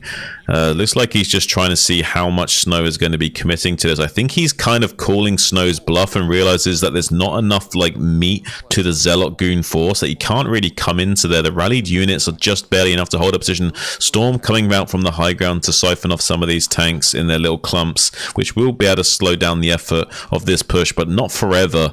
Sandbagging the attempts quite for some time here, but it doesn't really matter. Eventually Speed's going to get up into this pocket in the top right base, and then he's going to get all of these bases for himself. Now he gets the map cut in half like this. He doesn't even have to attack to win if there's not a carrier timing to worry about. It's crazy how far ahead Speed is with his supply. You can just see he is absolutely dominating, and I'm not sure exactly how he's done it.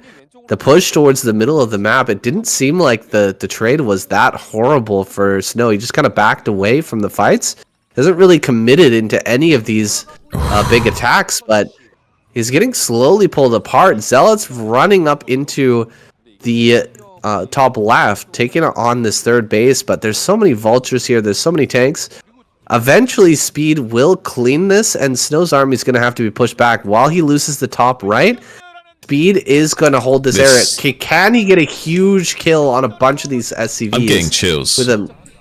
Yeah, if he has like a massive storm on all of these SCVs, maybe he can bring this back, but we're looking at Speed just utter domination right now. Yes, and this is absolutely wild stuff. He's killing like the main army of the Protoss with his rallied units in like just good positioning, throws down eBay to block. Stormdrop coming out on the fourth base here, trying to desperately siphon off some of the Terran's economy. Needs to do some damage to the Terran's economy. This is what you would usually do at this stage in the game to kind of cut off the head of the snake. Just, you know, get as many of the SCVs killed as possible, prevent as much of the income so they can't keep churning out these units on the high counter factories that they've managed to build up over the course of the game. But he's not able to do that, and it's 170 supply to 120. Like, Speed is in an absolute commanding position. He can almost just attack move without even using siege mode at this point. It's absolutely bizarre how much of a commanding position he's managed to put himself into. I guess I didn't give him enough credit for how many probes he killed in the early game, because it seemed like Snow had a reasonable supply advantage as Speed was pushing out, but that really didn't amount to much.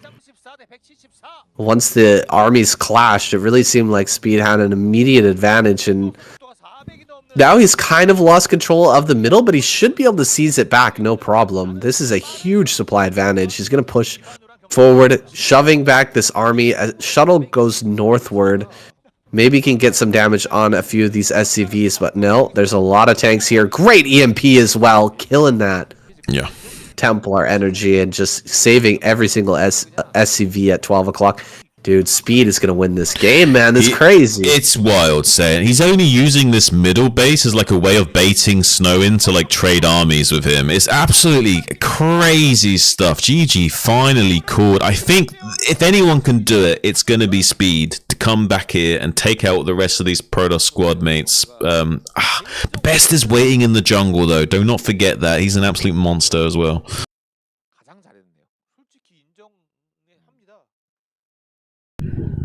Man, I need a slash and a drink. I'm gonna be right back. Okay, sounds good.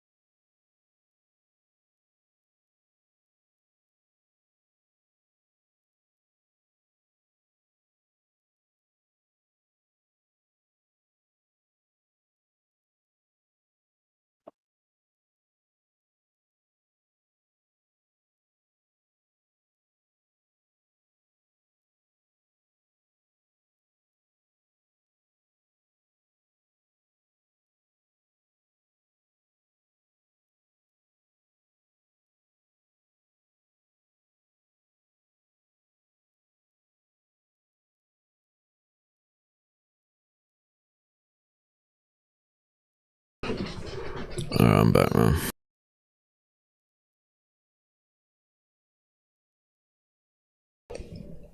How are you boys enjoying these crazy games? You never quite know what you're gonna get of KCM, do you?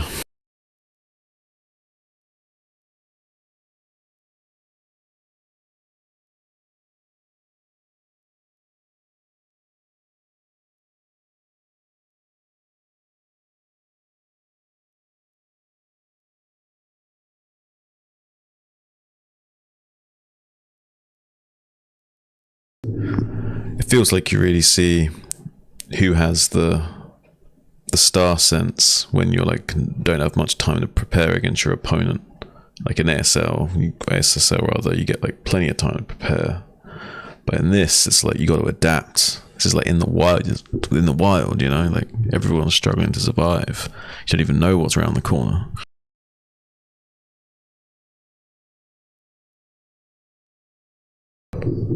You don't even know what map you might play on or who you might play against. There's some crazy stuff. You've got some idea, but not total idea. Incomplete information. This is some real poker stuff.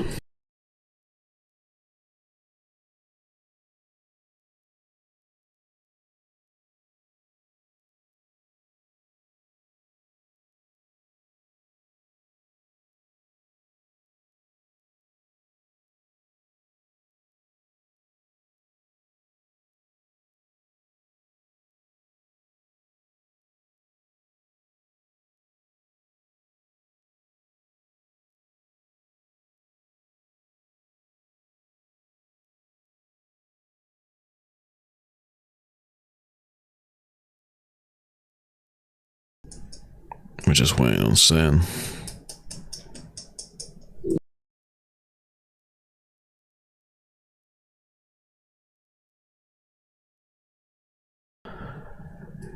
Go use the bathroom or grab a snack, guys.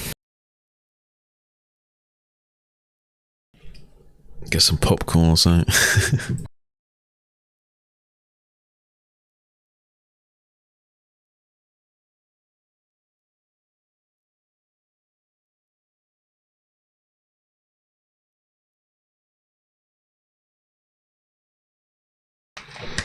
Saw one guy like show how to make hot dog or sausage flavored popcorn. I mean, there's a difference between can and should, right?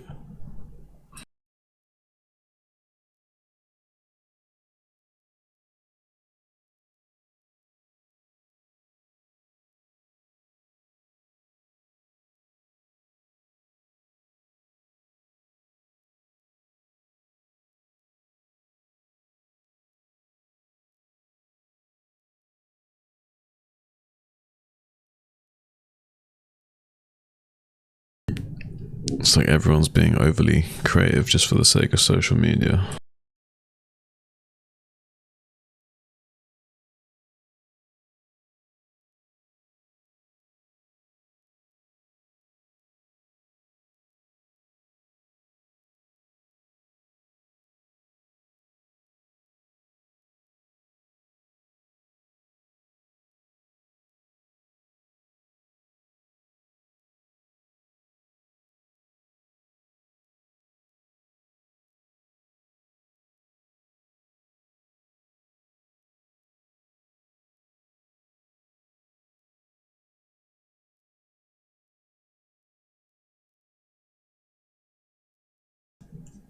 Saying taking a shit or something?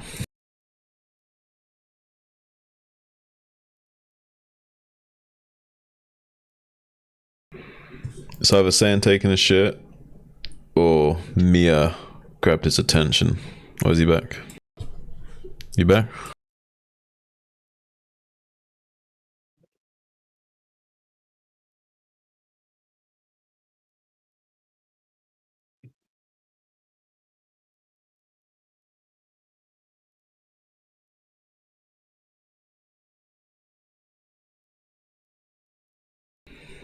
How much should I bet he's talking to Mia right now?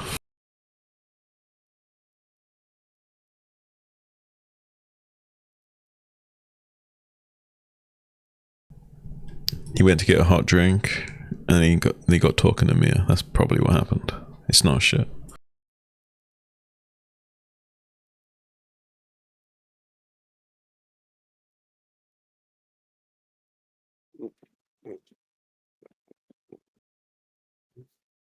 Yep. Yo. So what? I was trying to figure out what you were doing. What were you doing? Making tea. Did you talk to Mia after the tea? No, she's in the class. Ah, damn. I knew you made a hot drink, but I thought you were going to be talking to Mia after making the hot drink. Right, to try and it's like a gamble. Like try and guess what you were doing while you're BRB. Sometimes it's a shit. Sometimes it's just the drink. Sometimes it's talking to me. You know what I mean? I can try and figure it out.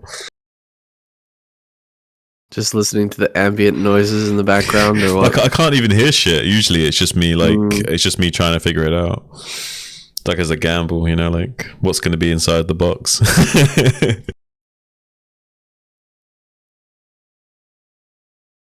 Looks like Motive is next. I hope he's motivated. You should be. 최대치예요. Let's go. 예, SSL 생애 첫 진출했어요.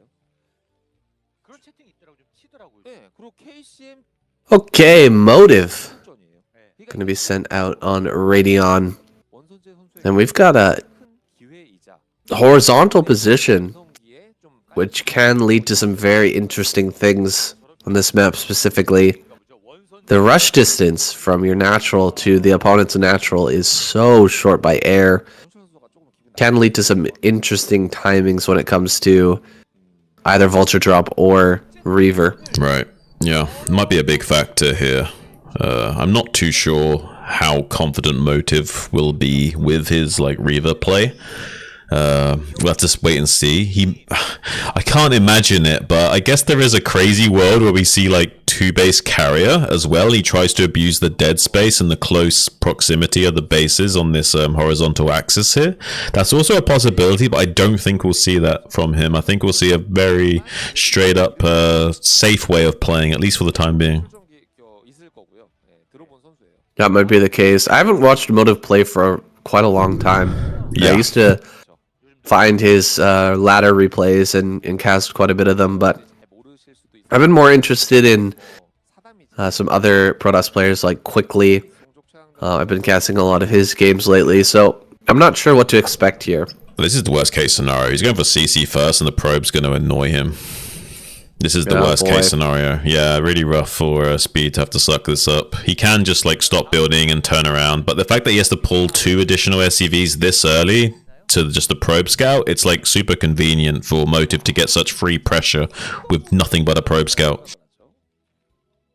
Well, this is some pretty good damage he's getting with the SCV, and he's even getting the moving shot. Ooh, getting that really low. Fancy. Was forced to pull, yeah, like you said, a lot of SCVs to deal with this, but seems like he won't be interrupted any further unless Motive gets a few more hit points back on the shield and does some really fancy footwork. Yeah. We'll definitely see a Zealot coming across the map. There's no reason not to pressure here, so that Zealot's going to be made. It's going to be sent across the map. Oh! It's one SCV. There we go. That's the problem with this Pretty early annoying. probe. You got to pull SCVs early, and it still might eventually kill an SCV. So it's worst of both worlds. You probably will still lose an SCV, and you've got to have a less economy. And you want to go for an economy build. So it's yeah, Speed is going to be feeling a little bit pressured by that. He's by no means out of the game. It's just a little bit of annoyance, a little bit of free early game damage and compensation for Motive here. So he's not too stressed out about going up against the CC first. Well, it looks like Motive decides not to put on the early pressure. He just goes for the fastest Nexus as he can behind this, and it looks like he's going to get a Robo as well. Not 100% on that, but I think that's what he was waiting with the probe for. Could also be a Citadel, but yes, we'll see what he goes for. It's very likely that he will consider going for the Citadel here, and he will be able to have a strong chance of... Oh, he doesn't block the SCV! I was going to say he has a strong chance of blocking this SCV if he micros the Zealot, but it's such a big ramp, it's hard to do so.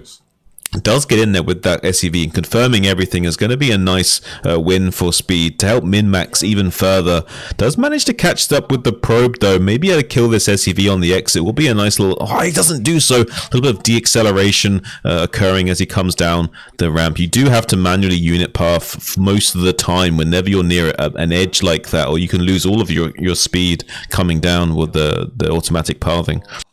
초양전 데뷔 무대에서 가장 가혹한 상황에 처해. Yeah, it's 안 그래도 such a well practiced and mastered art moving the workers the way that these pro players do. It looks so much easier than it actually is, and the way that Speed was fending off that early probe, I tell you, that is tough. Getting that SCV to move and attack at the same time, my god, is it difficult. So yeah, you're not wrong saying effectively there's a range of 0, so he's really having to bump bellies, right? And they do tend to decelerate right as they're attacking, so it's really difficult to make it work. And both these players, you know, putting a lot of effort into that early game worker control. I think that Motive going to come out slightly on top, especially if he can get in here before Wraith is out to deal with this, because it seems like Speed just wants to deal with the shuttle with a Wraith, but it's coming across the map. Does this already have a Reaver in it? There's no way, right? No, it's usually a scouting shuttle that comes in before the turret ring is set up, and checks what's what, sees what the build is. There's usually never anything inside it at this stage in the game. Yeah, so he gets a little peek into the natural. He's going to head back, pick up that Reaver. Meanwhile, Speed scouting the entire map. Top left-hand corner's been checked. Going to go ahead and clear that out. Motive. He's got quite a bit of his army out of position, so Speed, sensing a little bit of weakness, going to move out, try to push back. Yeah. Possibly try to kill one of those Dragoons at the front, but not going to really get anything just yet. It could be quite... I mean, it could be advantageous to push right now and force the Reaver to stay back at home and deal with this attack, but it could also go really bad if the Reaver connections end up going well on this tanks. Right, it's double-edged sword. I mean, he's aware that he's being stalked by this observer as well. He will probably think better of it and go back home just to kind of hedge his, rather than like, just to hedge his bets. And like, even if it's not necessarily the most optimal way of playing, it will probably avoid disaster as well. So this is probably going to be the best course of action. He does have a Wraith coming out as well. With this Gemini missile shutting down this shuttle, could be huge if he can find that. Vultures coming into the third base now, seeing if they can be a little bit annoying. Probably will have to keep some Dragoons pinned back at home to plug that up. It evacuates the bunker. Beautiful gateway block stops the Vultures coming into natural expansion as he starts to rain down phase disruption shots, trying to squeeze through as much damage as possible. Beautiful Scarab connections on these tanks so far. Just 2 remaining, and 1 will fall now. It's even while retreating. It was already on half HP. Beautiful Scarab shots here from Motive, actually. It's almost like watching Snow play without quite as good of micro, getting a lot of value out of these units with such little effort here. Ooh, that last tank goes down, and now the SCV line is completely exposed. Some of these SCVs are going to be pulled to try and kill that Reaver. It's not an easy task, but he will eventually get siege mode up and operational. Still a little bit of an opening here. Don't bring the SCVs back too early. They will be pulling back. Yeah, it's 30 HP Reaver. So it's very low. It's like 12. So it's dead. It's dead. Reaver's now completely destroyed. We'll be able to go back to mining, but for a second there, that was looking pretty crazy stuff. Does find a lot of damage with that Reaver. Now going into his own third base. So even though this CC first got a lot of SCV production earlier and was a nice little economic boon for Speed, that has been negated quite significantly as he now tries to transition, goes into all the way up into 5 factory now, and we've got a dropship on the way. There's only 1 Dragoon nearby that could maybe intercept this, so maybe you're finding some probe damage here. He really does need to get a little damage going. The amount of tanks he's lost, he's not going to be able to push for quite some time, and the more time that he gives Motive, I mean, the worse off he's going to be. There's a tank in here! Oh my gosh, how many kills can he get with this? 4? Can he get 1 more shot? No. Nicely done with the Reaver to just clean that up. Throwing away a tank for just 4 probes? Yeah, I don't know. Maybe not worth it. Yeah, I think he was worried about the dropship maybe getting sniped on the exit from the low ground Dragoons, but still, it is a bit of a crazy committal. Hasn't found like the kind of damage he needs, but maybe it's just barely enough. I don't know. I don't think it's worth the investment though. I mean, the dropship did live. Yeah, I think he actually expected the dropship to die to die, and now he's got 2 dropships. So I think he's gonna have to maybe like adjust his game plan to factor that in, because I don't think he expected that dropship to make it out alive. He just wanted to have access to dropship potential still. 저게 만약에 힘을 많이 줬는데 Moment ago, he could have picked up his entire army into those 2 dropships. He's got almost nothing. Yeah, 80 supply. And so it's pretty crazy to see that many drops. And I think you're right. He was expecting that one to die, but he's gonna go ahead and try to make use out of this. It would almost be sneaky to show the other dropship somewhere, and then Motive would be completely caught off guard by a second dropship flying in. He's definitely not going to be expecting that. Yeah, maybe that's what he's trying to do up here. He's wanting to get this dropship spotted up here in the top left where this vulture's running around and get that intercepted. And now this is the real drop that comes into the natural. There is a cannon there, but he will be able to run past the cannon and get an unload into the main base relatively unfazed. But the 3 Dragoons are just waiting in the wings. One of them, vulture's buying some time with some mines here as the tank gets laid into the main base, gets 3 kills so far. One more target fire could get a monster. Yeah, it does. Another 4 kills for a total of 7. Not too bad for that investment, but the second dropship has been relatively shut down. One more shot would have got it. Didn't manage to do so though, so the 2 vultures and tank do manage to get into the main base. Tank trying to get a tank shot off, does manage to get 2 of those probes. Not quite as good as the last one, but does find some damage at least for the committal. Rotating around over towards this natural. Is going to get a few more probe kills. His targeting is crazy. He's done so much good targeting this game. Picking off probes here and there. And now going to start to move forward. Will Motive spot this in time? I think he absolutely should, but... Oh, so close. If Speed had been a second quicker on that, he could have picked off both those Reavers and then had an easy time taking this third. But as it stands, I think he's going to have a really rough time, because he's lost so many tanks this game, not only with the attacks, but with the drops as well. Yeah. Just throwing away tank after tank after tank, it's going to weaken this position a lot. I mean, it's been very Snow-like this game. The kind of maneuvers he's honestly, like, Motive looks a lot stronger than I remember him so far. It's been like really impressive to see how he stacks up against Speed. Speed is like one of the best Terrans on the circuit right now and very modern. So the fact that Motive is going toe-to-toe with him like this is a very strong showing indeed. I'm really impressed with that. The turret ring is a little bit too strong to do a full-on dive into the main base of just a single shuttle. Wants to soften that out first with a dive onto the turrets to maybe soften them up with a Zealot to clear out the position first. So instead is going to try and do a slowdown on the... Oh, he's losing the Reavers, not quite as quick as before. Does take 2 shots before they die, before he was getting scooped up, so they didn't die favorably. But now the Vulture's getting a little sneak in onto this third base. Going to be a little bit of a headache because he can't quite cover that bottom left pocket there, so we'll be sniping some of those probes for free. Yeah, getting in there, dealing a little bit of damage. At the same time, I'm going to try and rotate this third Nexus out. Oh, huge storm in that mineral line. Getting a lot of damage on those SCVs. And he's even going to force back the SCVs that were transferred as well. Maybe getting not the kill on this command center, but quite a bit of damage. Now the Dragoons are a little bit screwed, though. They can't really go anywhere. They're completely cut off. This army will die. But has this delay been long enough? I don't know if it has. It feels really brutal. I don't know, because like the storm didn't actually kill anything. Like it did a lot of damage to those SCVs and tanks, but they didn't actually die. The tanks didn't actually die. I mean, there's a little bit of compensation here, but if Speed can just stabilize, kill off these 2 Reavers, get this third base going, honestly, it doesn't look too bad. But he needs to be careful not to lose. No. Okay, that's not too bad. I thought for a second they was going to lose like another chunk of like 5 more SCVs. Whew. I'd say crisis averted now. I would actually say Speed's not in like a great position necessarily, but he's actually in a pretty okay spot. Yeah, this game will go on. Was a bit of a tense moment there as the Reavers slowly slugged their way over towards that main base. I wanted to see Speed pull all the SCVs immediately, but wasn't willing to do it, and he ends up paying a bit of a price. Now, Motive is setting up for a potential bust in towards this natural, and I think he's got the manpower and the muscle to do it.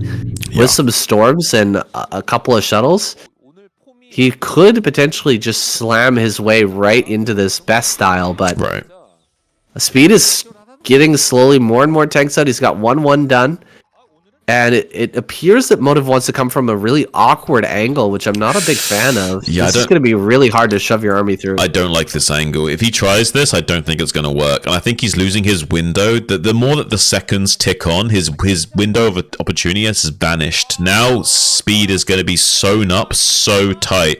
Ooh, he even gets the High Templar before the connection on the Psionic Storm spell. This is really great stuff. Like, this is like a Stitch and Time saves 9 stuff from Speed. Like, he's dotted all of his I's, crossed all of his T's at the moment, and is looking fantastic. Now can start to make an outward gambit for the center of the board with his army. 150 supply to 180. That's more than enough as long as his upgrades aren't too far behind the curve, and they're not. So it's just looking pretty fair to trade with into this, but 2 speed shuttles are going to try and dive bomb onto these siege tanks. Oh, the mine connects with the High Temper and kills it. That's a great value trade going Speed's way already. 150 to 170. This is looking very favorable. Nice train line coming into the center of the board as well. This is looking pretty solid for Speed going forward. I'm liking his chances, although there are going to be additional bases sprouting up across the map as well.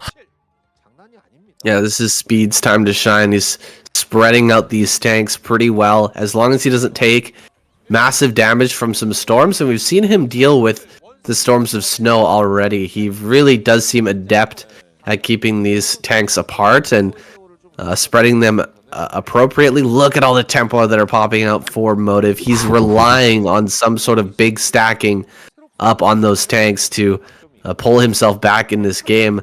Probes being picked off that are heading across the map, and Motive's supply is not looking too much too far superior. It's only like 10 supply ahead. This is going to be a tough hold if he manages to make it happen. Here we go. Oh, it's one upgrade for the Protoss to 1/1 Terran as well. Trading very favorably is Speed. There's a lot to chew through. Getting through the first layers of defenses pretty favorably, but there's a lot waiting in the wings. It's not that it's breaking out that's the difficult. It's going deep into the tank line. You'll never have enough to come in and clear out the tanks that are waiting in the back wings of Speed's formation right now. Finally, as he's unsieging though, he sees an opportunity. He tries to seize it. 2 speed shuttles coming in. Beautiful Psionic Storms connecting on those clumps of tanks at the front, which are more exposed. Now back lines of Zealots coming out to try and clear up with that with splash damage. Not able to do so, unfortunately, though. Forced to tuck tail and run yet again. Speed currently even on supply and closing in. He's getting closer and closer to the bottleneck, which is that natural. And Motive, he's desperately trying to fight Speed back and keep the pressure off of his windpipe. He doesn't get choked out from this game. I don't know if he can make it happen, dude.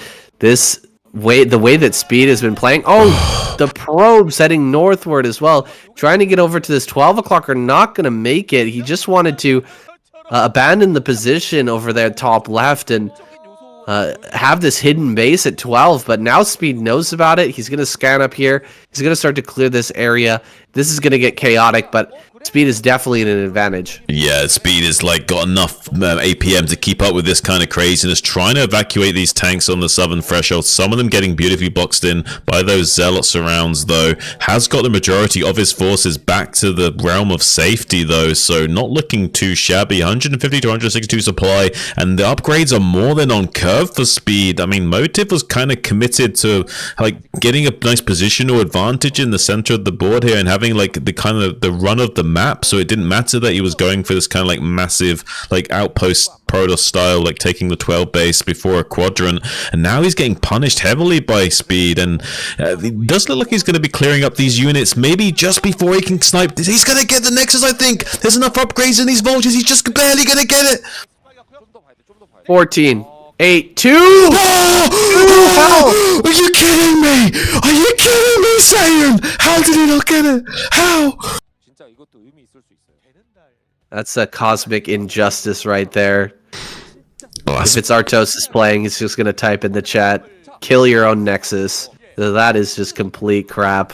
He should pause the game and tell him to kill that Nexus right now. He doesn't deserve this win, as Totosis would definitely say. Beautiful choke point to abuse with these Sonic Storms, but there's not enough energy in reserve. Maybe he can come up here with these forces. Has got a few Storms left, and a nice dive bomb with those two Zealots. Going to be doing a lot of work, and a beautiful storm on that SCV train. So much devastation coming out in such a short span of time. Speed has started to be dismantled really handsomely by Motive. Just 90 supply to 150, and more devastation coming his way as two speed shells keep the pressure on, and in third base, more SCVs. Look at this, you don't see these kinds of storms usually from even the best of the Protoss players. I'm super impressed by Motive's gameplay here today, Sam. 후기를 이겨내게 되잖아요. What even happened in this game? It's I feel crazy. like I blinked. I feel like I blinked, He and committed- then everything just died. He committed so much of his Absolutely. forces to killing this 12 o'clock and didn't even manage to accomplish that task. So it kind of gave a bit of a tempo window for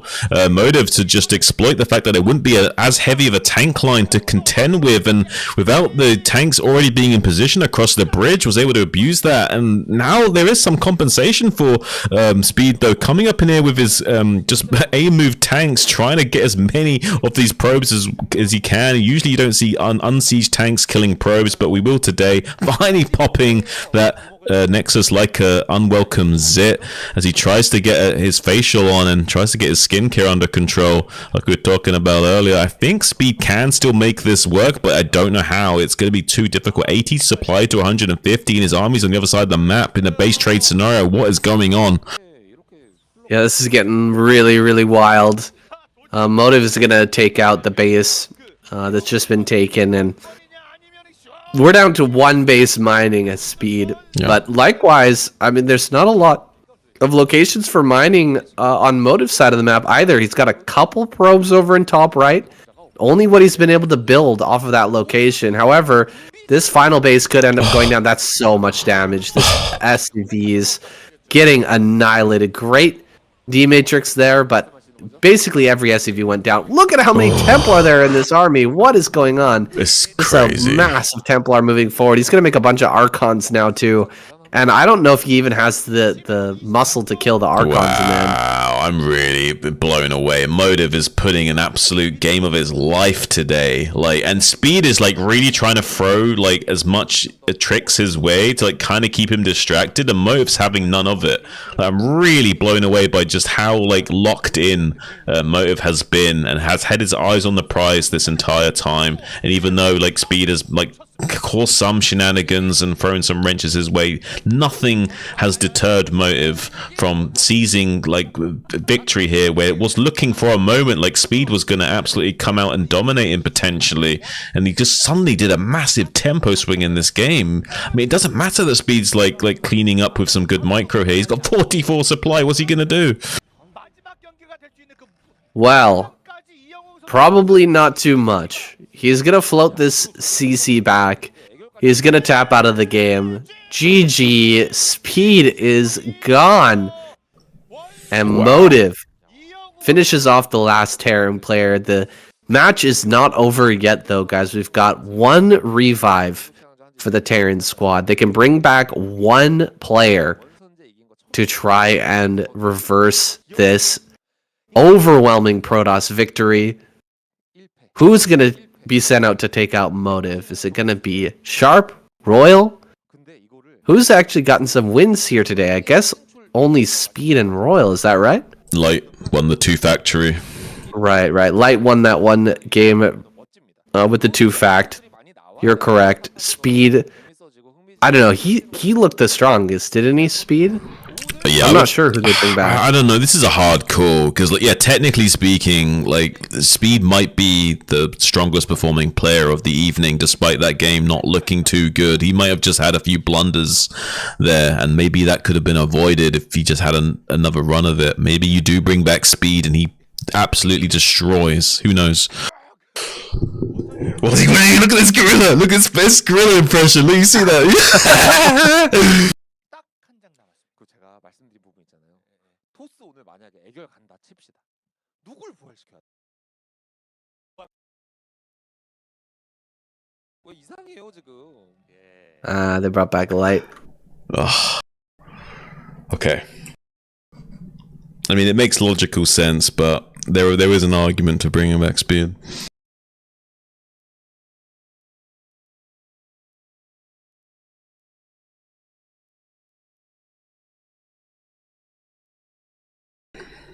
They're bringing back the most experienced guy, you know.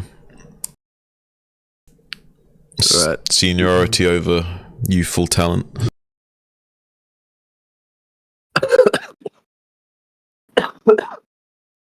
Oh, excuse me.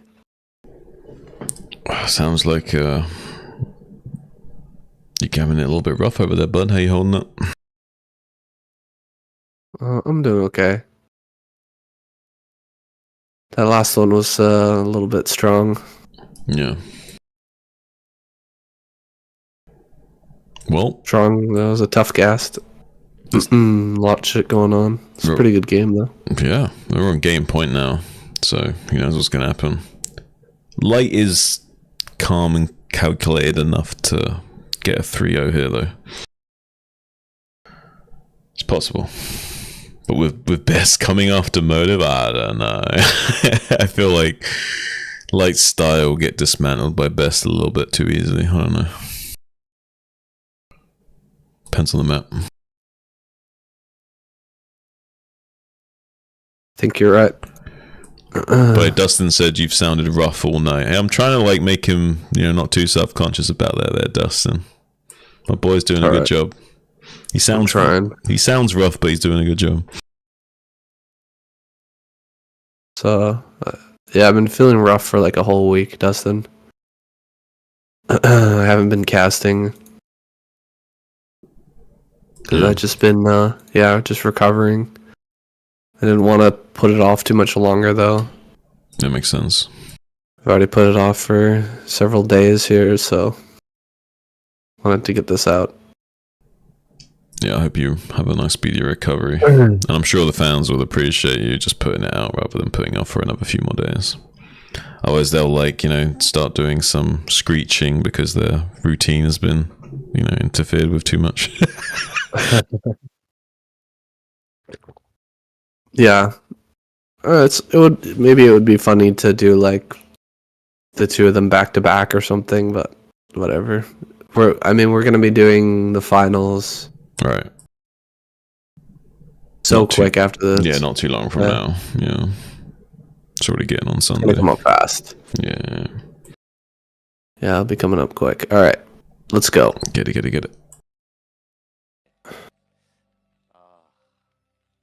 근데 정말 고맙습니다. 여러분도 고맙고 이렇게 KCM 종족 So the Terrans are gonna bring back Light. I think that's a bit of what you were talking about earlier, Shun. The reverence for this man. Yeah. It's strong in the Terran community. It really in the Starcraft community in general. A lot of players look to this guy, and they're gonna look to him to take down Protoss. Yeah. He's very highly respected, and a lot of people go to him for advice as well.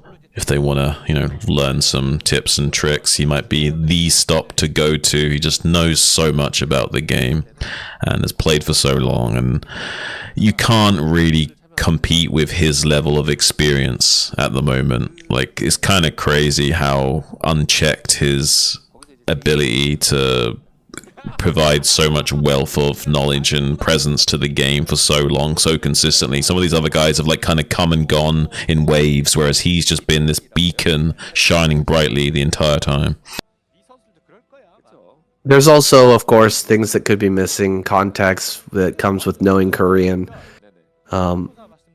We're only able to base our assumptions about the players and our feelings about their general skill level completely on their results in tournament, but maybe if you could hear Light talk about the game and his deep understanding of the game, maybe that's where the reverence comes from as well. Well, if you see some of the translated content where there's subtitles available, you can see what some of these pros talk about, at least get some idea of what they're actually saying. You can kind of see the amount of respect they have for one another and how little respect they have for some of the other guys. Some of the other guys you might think they think of as like in quite high regards, but they actually kind of clown on some of these guys that are not quite up to standard as well. So you can't. All eyes are on you with scrutiny, and it's hard to make it in that world. It's very like kind of cutthroat if you think about it that way. Where like if you're not perfect, they'll find ways of abusing you and making fun of you, right? It's a very competitive game, StarCraft. There are a lot of people who are kind of have like a superiority complex, or they look down on other people, they look down on other players.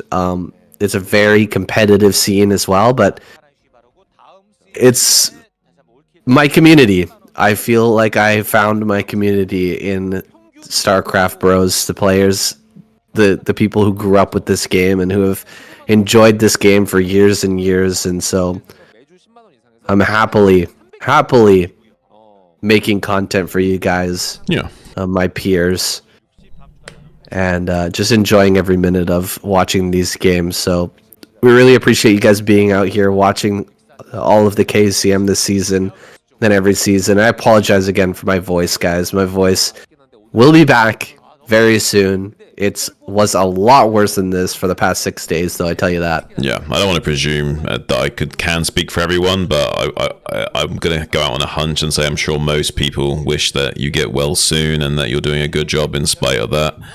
And honestly, this has been a great semi-finals. Like, it's been really back and forth and wild. There've been kind of like a bit of Protoss domination, like the most recent games, but honestly, like I never knew like where this was going to pan out. It's so hard to tell in KCM. It's like we're going to have some proxy Starport shenanigans here, giving a very quick drop access into the mineral lines of Motive. Might be just the ticket that Light needs to come in here a few seconds earlier and at a sharper angle or vector that maybe this can catch Motive off guard, and already putting on some aggression with these Marines moving across the map. Maybe he can isolate one of these Dragoons. Oh, looks like the Vulture's gonna get caught. Just barely not able to body block that. If he kills that Vulture before these Marines arrive, it's huge. So much easier to stop. Now I'm gonna have a Dragoon heading up to the north. He's checking for something. He's not sure what he's looking for exactly, but he's gonna see the SCV heading over towards his natural at a weird angle. Might be a little bit suspicious of that, but he's got to deal with this push in towards the front at the same time. Kind of interesting that he's going to force the Dragoons back. Oh, great mine connection there. He's going to get a second mine connection as well. This Dragoon on the left may end up dying. Kind of funny that he's forcing all of the Dragoons back into the main right before he goes for a drop. That's typically not what we end up doing, but he's actually going to get in here and deal quite a bit of damage, dude. Oh my god, did we just see? Oh, that was crazy. He was trying to drill his probes onto the Marines, and that was so many that went down to that mine. That's crazy. We've never seen anything like it, saying, oh, that was so much damage in such one frame of the game causes that much devastation at just 5 minutes in, and the Vultures are still getting more and more kills. This is wild, saying. That's crazy. This is like if Protoss is doing a DT drop, and then they just come in and kill you with the DTs. That's it. Crazy. He's done. He hasn't even used the drop yet. Wild. Crazy. Just what can you say about that, saying? I mean, that's just mind bending. Like it was. I can't. What? Like how? What do we just see there? Wow, probably the best mine connection of the entire season. Light versus Motive ends with a bang. Yeah, we've got best in the wings though. Let's jump into that game.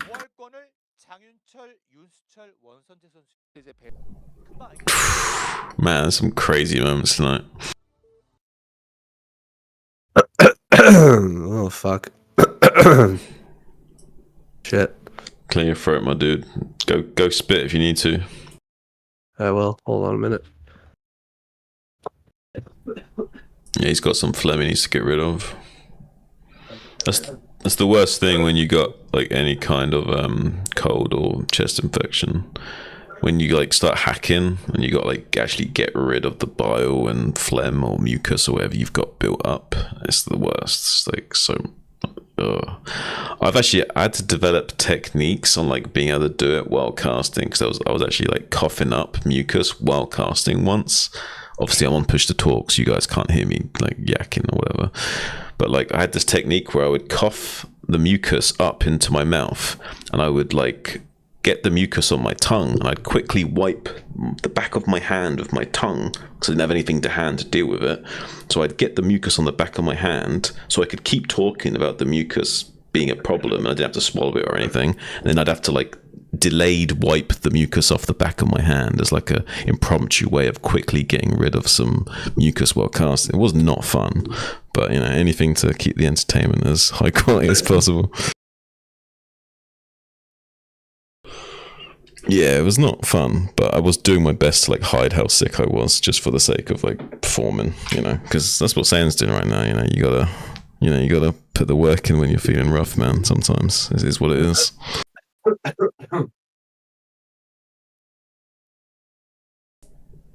We men be crazy creatures.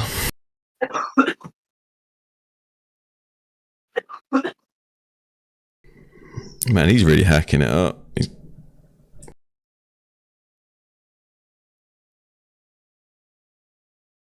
All right. Are you alright? Yeah, I think so. Okay, buddy.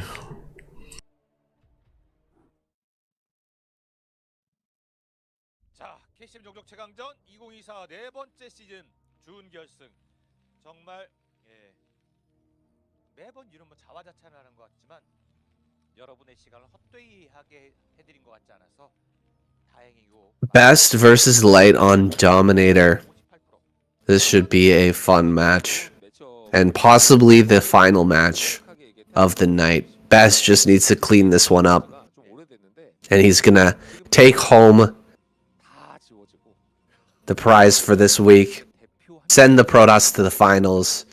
Get that PVZ finals. That would be a lot of fun. Either way, it's gonna be a great final match, though, and yeah, it's been a really good semifinals already. Sometimes it's pretty often that we get one way or the other, like a very nice 8 weeks, and then kind of a poor semifinal final, or we get kind of a mid-range, not that great 8 weeks, and then we get an amazing final. But it seems like we've gotten just great weeks all season, and now we're going to get a great semifinal as well. This is, I mean, Christmas has come early, shouldn't it? yeah, Fantastic. Spoiled for choice, saying. I mean, they're giving you the PlayStation 5 and the Xbox One. You know what I mean? Like, there's no like picking and choosing. Like, oh, we couldn't decide what present to give you, so we just gave you everything. It's just absolutely mind bending how the quality of stuff, and it seems almost poetic justice that you've got Light and Best from the same university team, as well as why you see their IDs so similar with the 2 T's at the end and the YB at the. This is like some sort of poetic justice might be served here tonight, and we might see even a really close game between these two titans. Light just barely edging it out, and then we see a Best revive and then a Best versus Light rematch to finish off the evening. I would be all about that, Sam. That would be a lot of fun. Like I was talking about before, Light's very good at pushing on this map. Yeah. So I wouldn't be surprised to see him take a victory here. He loves to push to the middle, and he's very good at playing a defensive style. So we'll see if that ends up coming into play. Best, we expect just normal Best play as usual. Loading up those arms and just smashing his way through. Right. Now, you'll occasionally see this guy do like some kind of DT play that kind of falls through, but usually that's just to keep his range of play a little bit more like guarded, so he doesn't become too much of a predictable ape. So he does sometimes do these out of pocket builds that don't quite work out. But I have to say, when he's playing his like normal style and he's just prepared to just like smash through whatever defensive lines you can set up, it doesn't matter how many tanks, vultures, mines, and turrets you have. He'll have enough speed, shuttles, zealots, and dragoons with another rain of zealots coming out of his rally point at a nice synchronized time to just bowl you over with a well executed attack. He doesn't seem to be able to, like, he's got enough to do it, and he always seems to somehow manage to do it. It's kind of crazy to watch. And he's also a bit of a comeback king in Pros versus Zerg, so this guy's a bit of a legend in my eyes. Absolutely. One thing to mention about Dominator is there's almost 180-degree coverage necessary in the main base to prevent dropships from flying in, and one thing Best loves to do as well is fly into your main base with 3-4 shuttles, start unloading stuff, create a big problem for you in your main, and then load those shuttles up again and just start bashing through the front. So we'll have to see a really nice tight defensive game from Light, preventing Best from getting in that main with his shuttle play, and then a very clean push out to end this game. Otherwise, Best, he's going to find a way to tear this Terran player asunder here. Now this SCV almost getting picked off, but losing a little bit of shields there, not the biggest deal. Best going for that attempt. Doesn't end up paying off for him, though. Yeah, honestly, slightly uncharacteristic mistiming of that attempt. If he had gone just 1 or 2 seconds quicker, the SCV would have barely not slid off the build animation in time. Maybe would have got sniped there, but yeah, tried to time that perfectly, so he went in at the last possible moment to still snipe the SCV, but it didn't pay off, unfortunately. But still, like, nothing too crazy's happened thus far besides some HP has been shaved off one of these dragoons and their shields are relatively low. It does mean this vulture's going to get out with only 2 shots being made to it, so at 50 HP, still relatively healthy being out on the map and able to lay down some mines later on. So yeah, so far so good for Light. You feel so happy. Taking a little bit of time to get mining with the SCVs though on that natural expansion, so not totally optimal mining yet.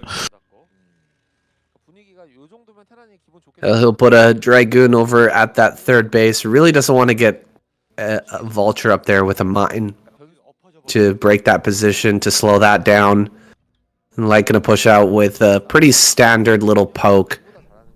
Well, 5 Marines and a couple tanks, just to see what Best has, to see what he's going for. And I really like this Dragoon at the third base for Best to shut down the mine being laid by this Vulture that was already softened up a tiny bit. Extra phase disruption shot going down onto that, so now it's at 35, so getting closer and closer to being picked off before it's even accomplished his goal. Trying to snake around to the other side. He's laying a mine at the bottom of the ramp, but the Nexus has already gone down, so he can't delay the Nexus being placed, but does manage to get a little bit of a trap on that Dragoon by connecting one of those mines. So weakening the Dragoon is a bit of a win and a bit of a compensation for not blocking that Nexus, but now Best is going to be feeling very confident going forward with a very on-curve Nexus at just before 6 minutes, and not really anything being done with Light's pressure play here, but he's going to be going for this kind of stereotypical like with proxy starport. It's much later than usual, so he's hoping the fact that because it's a delayed starport, he will assume that it's not going to be a Vulture drop play,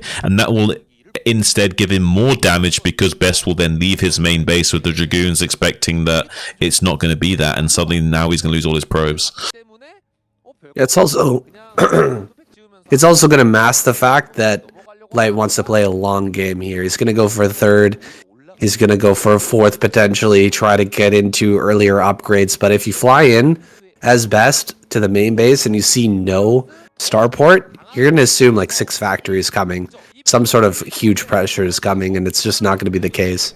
Yeah, he's even moving out onto the map with his army as much as possible. Vulture raiding Pi, drawing the attention of the units, while the rest of his army kind of moves up to this northern pizza slice, tries to get a foothold there. And if the army comes out of position to try and deal with this, then suddenly the Vultures can do a run by into the main base. While all this is occurring, he's going to be trying to build a dropship in a moment here, and will eventually get those Vultures that are on the southern flank to go into the main base and do a lot of damage. That's why he's drawing all of the focus here to the northwest quadrant of the map to force all the committal up here and away from any kind of vulture defense. Doesn't get the mind drag on those 2 tanks as well, but he does get a good snipe. 2 dragoons going down for that, and with the pocket of Terran forces still up here, Best will have all his eyes on defending this and stabilizing. Meanwhile, there's dropships on the way, and soon as he probes the natural expansion with the vultures, Best is going to think that he's sewn up tight and he's got nothing to worry about, but soon the vultures will be in the main base anyway.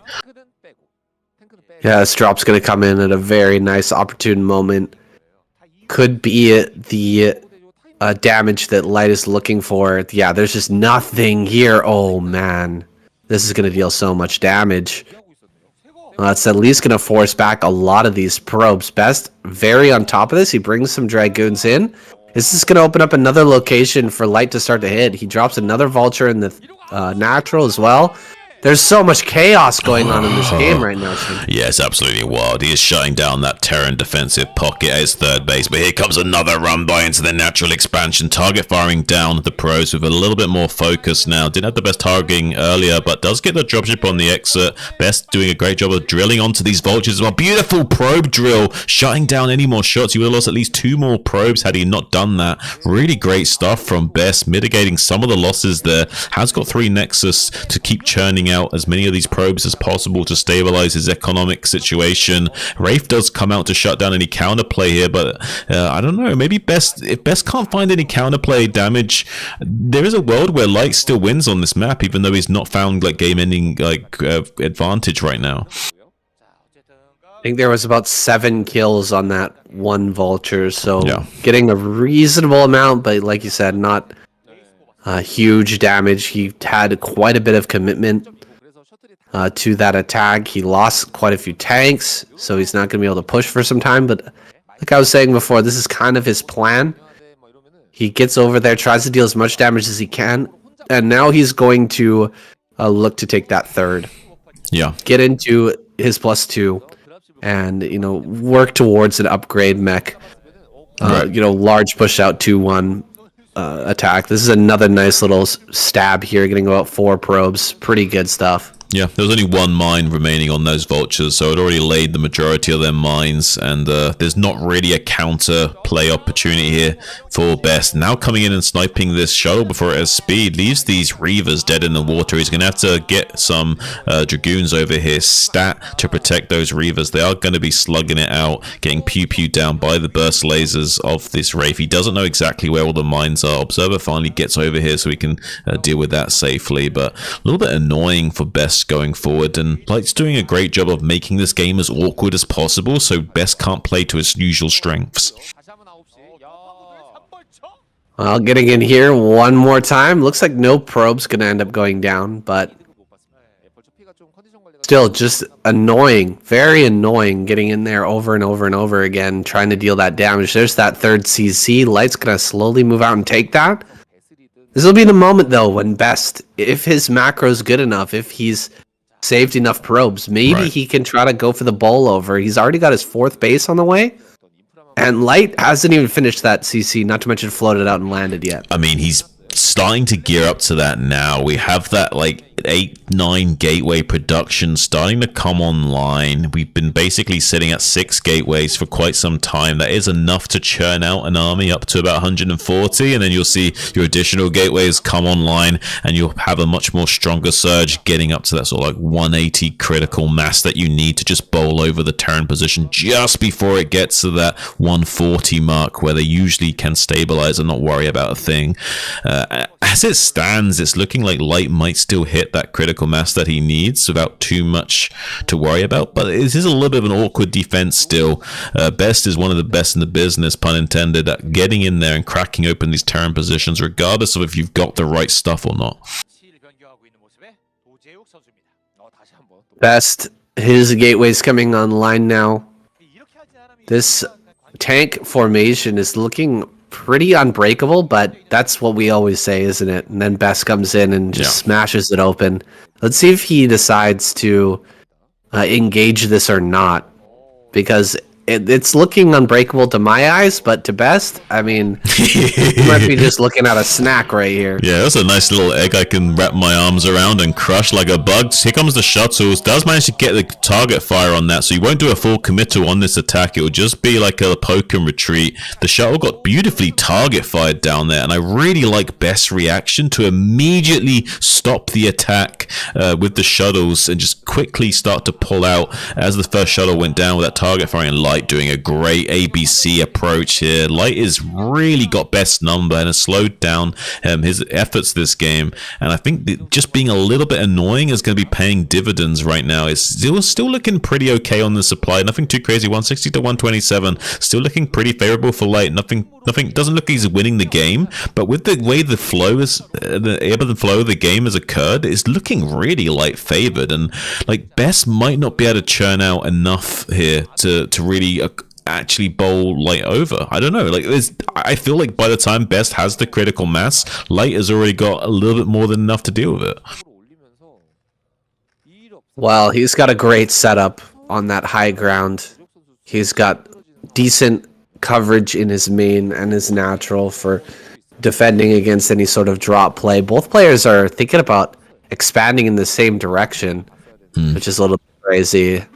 This CC coming up on high ground. It's going to be canceled. Best has a pylon down at 6 o'clock. He's looking to potentially throw something down there. Maybe not a Nexus, though. No.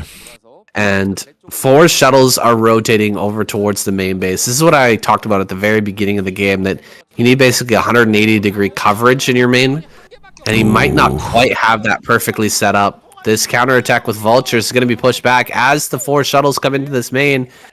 Going to be dealing quite a bit of damage here with all these Zealots and a couple of Reavers. Oh my god, that Storm doesn't kill a lot of SCVs, but he softened up like every SCV. Yeah, softened up every SCV and a little bit on the tanks as well. If he can do any follow-up damage, he might kill so many SCVs with just one Storm, even if the reaction is good from Light.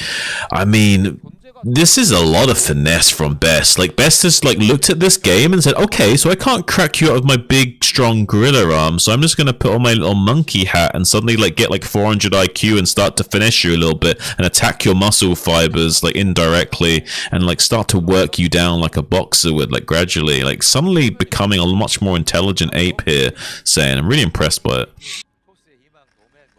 He's got his army position, kind of an awkward location, just down at the 6 o'clock, but he will be available to move and defend this 6. I wasn't sure he was actually going to take that 6 o'clock, but it looks like he will at least try to get that online. Yeah. Maybe as just a bait to get Light to come out and try to attack it. Probably, yeah. Because Light is actually coming across the map. This is 199 supply to 143. It's very, very close to like barely being able to hold on for Light. Trickling in the Zealots. 2 shuttles dropping on top of all this. Dude, this is too much stuff. That's just gonna run this over. Best is just so good at doing this. Like, even if you've got a great setup, he'll find a way of like pulling you apart, like piece by piece. He finds a chink in the armor and starts ripping you apart limb from limb and then beating you to death with your own arms. It's crazy. You can look so sewn up and like everything's absolutely gravy and there's nothing to worry about. But you're playing against Best. It doesn't matter. He'll still kill you. Yeah, it was a great bait there to get Light out of position, to have him come out of his shell. And now, without even killing all of those SCVs that were earlier damaged, he just runs over the army and crushes it all. GG. Light taps. Best takes it home for Protoss.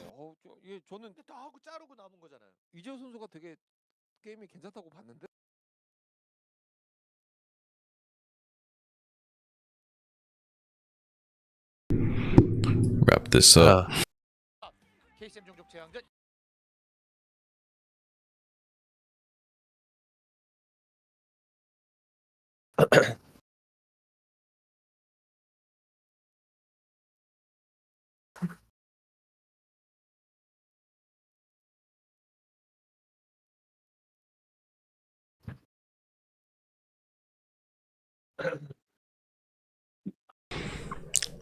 Satan will gather himself and then we'll wrap up.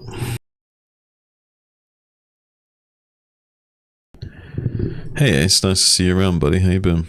And yeah, I'm looking forward to the EVP finals. Obviously, Gozy.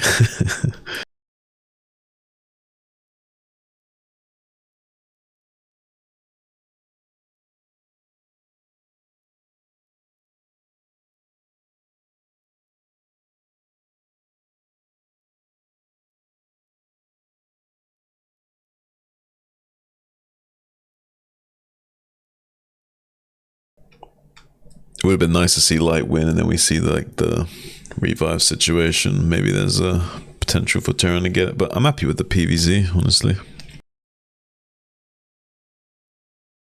Yeah, I'm pretty happy with it as well. Especially with people like Best. Like, Best have like such good comeback potential in PVZ that they can make for such fun games. There's so many interesting games in KCM that you end up seeing. You never know what's going to happen. True. Yeah. Yeah, we get a lot of interesting late game PVCs. Not as many busts and just, Right. just Hydra attacks as ASL or SSL because you've only got one shot, Throwing in a bust in a series is a good way to play, but Yeah. you only got one game, like what are you gonna do? Are you really just gonna throw it all away on a 973? Yeah, not many people would do that, yeah. A few are, but They we'll might see what happens. They might do like a fake 973, like a Yeah, larger pressure. 9734 or whatever. Yeah, add an yeah. extra couple drones and try to get a next extra hatch and then transition. It's possible. Yeah. Let's wrap it up. Yeah, let's wrap it.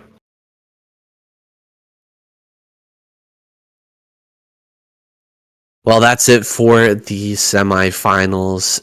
Terran has been eliminated. We'll see no more from them until next season over in 2025. The finals, Zerg versus Protoss. Could be a really fun match. Yeah, I'm looking forward to it, especially with like players like Best and their comeback potential. You never know what you're going to get in KCM. It's like a box of chocolates in a Forrest Gump movie. Absolutely wild stuff here today, saying we've had 8 weeks of absolute madness and now an absolute banger of a semi-finals, and I'm super psyched for what's going to happen next. Yeah, join us coming up this week, I guess. I was going to say next week, but forgot that we had so much delay. Right. Apologies again for that, guys. This week, at the end of this week, we're going to put together that finals for you. It's going to be so much fun. I have missed this, guys, even though I was, sick, and I was just counting down, like, how long is this cold going to last? Can I do KCM? When can I do this thing? Because I just love this so much. I'm sure so much fun. I'm sure they appreciate that you're like, you're doing it now rather than waiting any longer, even though you're a little bit rough. I'm sure they appreciate the effort in putting this out as soon as possible. I'm sure a lot of people were stoked in watching this, and we won't have their routine too greatly disrupted. I'm super excited that we got to cast this already, and we got the finals to look forward to in just a few days now. Yeah, it's coming right up, and I'm very excited to see what the lineup's going to be. Is Solkey going to come out in this Zerg squad? Is he going to have time to join us for that finals? Hope so. Are we going to have, what would be your dream Protoss lineup for the PVZ finals? I mean, probably just for entertainment value, like Best, Mini, Bisu, and then you got like a wild card there to throw in as the fourth. Like you could have like someone like Stork just for like interest and like potential craziness. But yeah, I don't know. Like I think you keep that fourth option as a bit of a wild card to like think of some crazy shenanigans. What about you? Yeah, I agree with that lineup. Zerg is a little bit more open. There's quite a few players you could throw in there, but as long as we get like Solkey Hero, right? There's so many different wild cards that could be thrown in as the other two options, I think. Yeah. Yeah, I think I'm completely on the same page with that. I think Soul Key Hero are like the two must-haves, and everything else is just like, okay, what kind of angle do we want to play here? Like, do we want to like get a Jaedong in, or are we gonna like be super strict and like maybe like go for like something a bit more straightforward and get maybe like an aggressive macro Zerg in action or what have you? Well, let's see who they end up sending out. I was properly surprised and pleasantly shocked by the results from Protos's lineup this week. On effort. When I looked at the lineup, I was like, oh god, Terran's gonna sweep this. We've got YS. Why do we have YSC? Why do we have Motive in this lineup? Well, was Mini busy? Were these other Protoss players busy? But I mean, YSC pulled out some great games. Motive did well. Right. Yeah, both of those guys did. Yeah. Fantastic. Fantastic. Honestly, it's like it's nice to be pleasantly surprised like that when some of these slightly lower echelon players come out and still manage to perform at such a high level. They can show why they are pros, because they can actually hang with the best. It's just they're not quite as consistent as these other guys, but they can still hang. And always exciting to see when they can put on their A game and play absolutely out of their minds, like we saw from YSC and Move today. Really happy with those two guys. And yeah, I had like a bit of a brain like wave as you were speaking. I need effort to play again. I need to see this 400 plus APM Zerg monster just like Sauron Zerging it out with like just flood of units coming from everywhere. I need to see that.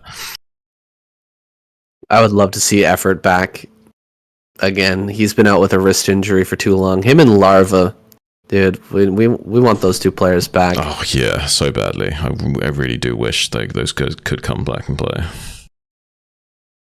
That would be amazing. Like Soul Key, Hero, Larva, Effort and oh Effort. My like, god, oof. oh my god, like I'm nerd chills already just thinking about it. That's my dream team right there. That's my wet dream team. All right, guys, thank you so much for watching. That's it from us. Thanks, See you in the guys. next one.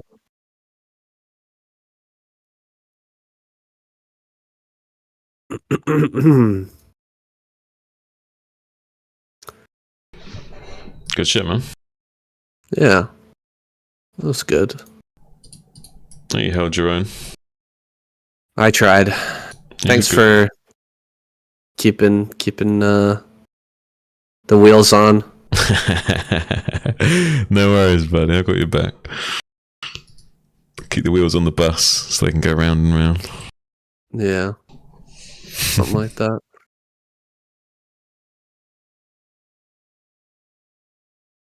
Oh, okay.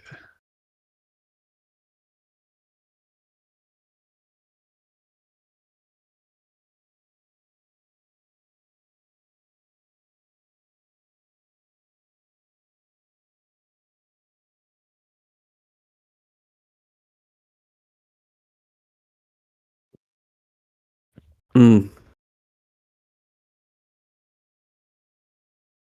Oh. All right, I think I need to go lay down for a little bit. Yeah, I'm exporting now, but as you know, it takes a while, so I'll get that over to you in like 5-10 minutes. But you should fucking rest, man. Take all the rest that you can. Yeah, I probably won't cast for a few days. Yeah. After this. Try and rest yourself to make sure you're good for the finals, yeah? Yeah, I will. Take it easy, buddy. All right, man. Talk to you later. I'll talk to you later, man. Feel better soon. Thanks. Alright, guys. Hope you enjoyed the cast. How excited am I? For the mate, I'd be pretty fucking excited for anything these guys drop, you know what I'm saying? Like, I mean, how could you not be? Like, GG's. It was good games, Ace. Have you been, my dude? You been playing League, or what have you been doing?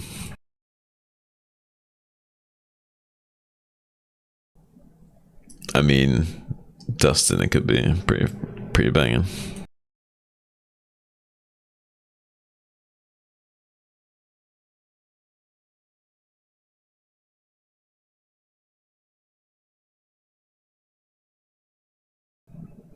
Yeah, playing League. I figured.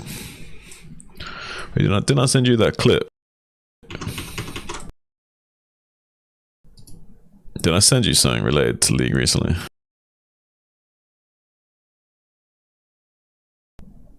Yeah, I did. I sent you that clip of that guy with my name, the pro player playing against Faker with my name.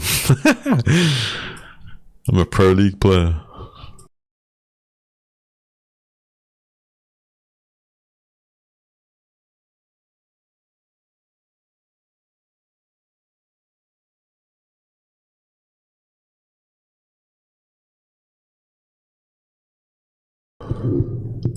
He was at some.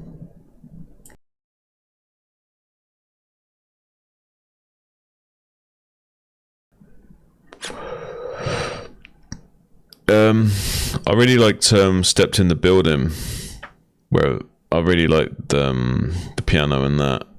I think that was one of their biggest bangers. Just simple swag.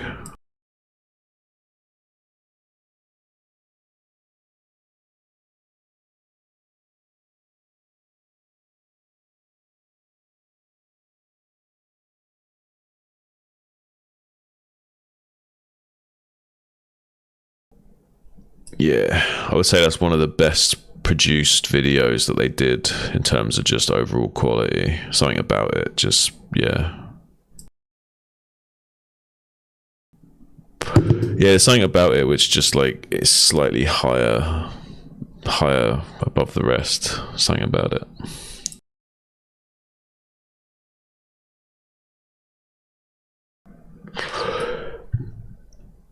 It's just very, there's no fat on it. Do you know what I mean? Like, it's just, everything is so well produced and the bars are so smooth. Everything is so crisp. It's like water, you know. The beat literally rolls like water.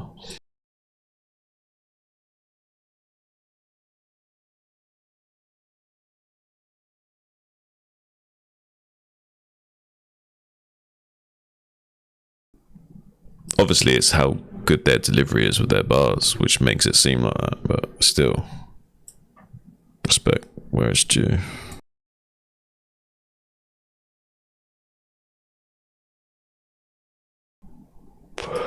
Yeah, I don't. I mean, you can't always have good production audio. You know what I mean? You would have expected them to not have shitty quality, but I guess it can't be helped once in a while. It's not like they've got a consistent formula they're working with per se. Different studios, different ways of producing.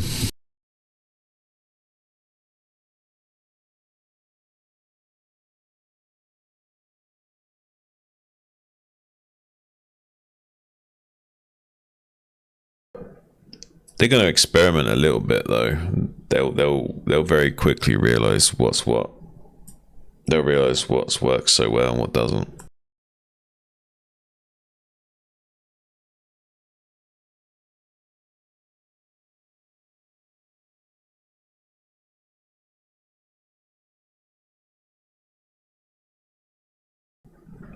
Yeah, if you his voice is like naturally got that sort of like smooth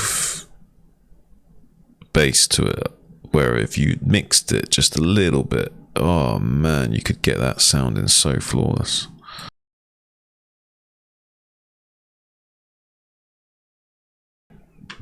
And I love the fluidity of their bars always. It's never fucking around. It's always just back-to-back bars. It's just one bar leads into one bar, leads into one bar, even when they're switching, even when it's Pete to bass to Pete, it's just bar to bar to bar to bar. There's no fucking around. There's no fat on that steak. Even though you'd usually think you want a little bit of fat for tenderness. It's like, nah, man, this is just fucking lean and fucking mean. Like high standard bar structure. And they got that as like a formula, and now you just need to make sure the audio mix and the production's down, and you're putting out bangers every day.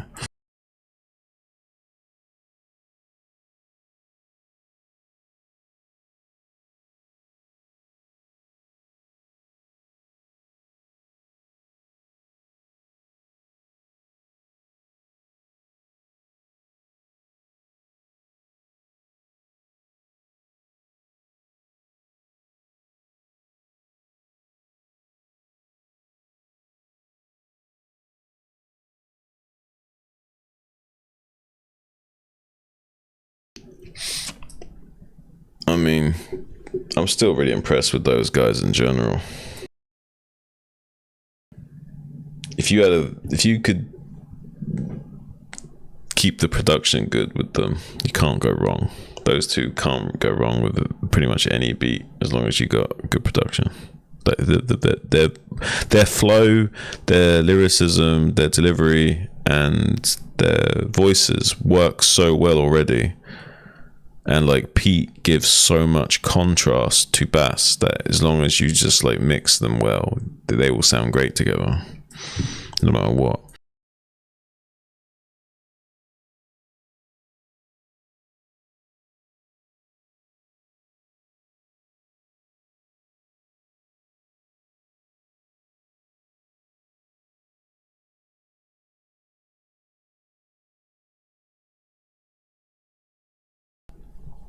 Yeah, that's what I'm saying. I'm saying like as long as you mix them well, you can't go wrong. Like you've got such a high quality raw product to work with. It's like it's pretty much only on the production at that point to not fuck it up. You've already got the good it's like you got stellar ingredients. You just need to prepare the recipe well. You know what I mean? You just need to cook well at this point. You've already got the key ingredients.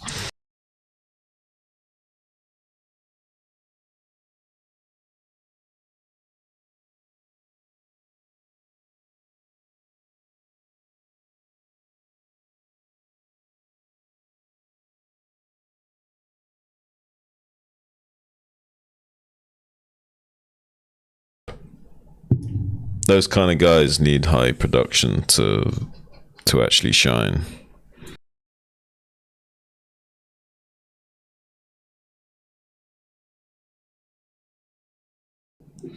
They should find some special hands.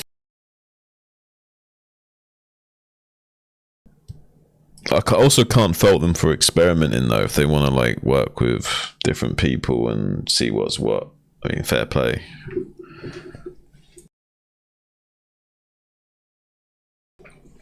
But they shouldn't sacrifice the production too much, maybe.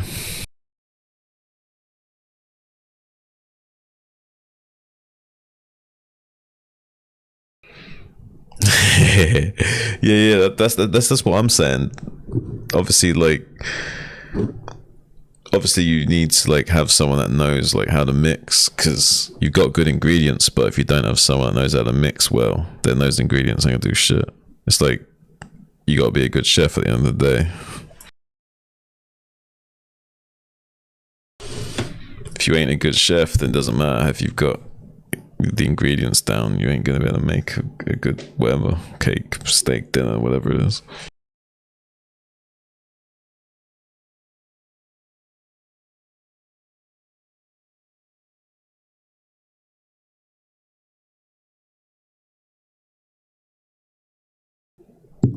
But yeah, there are like artists out there that don't need any production at all, like you're saying with Whitney.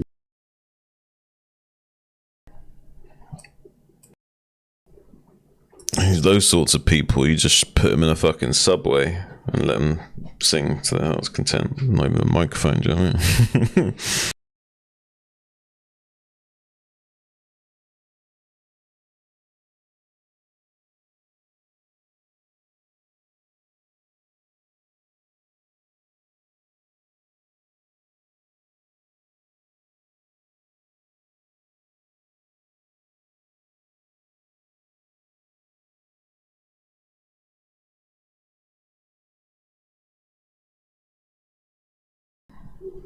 Yeah. To get them to really fucking sound good, or they won't sound as hard.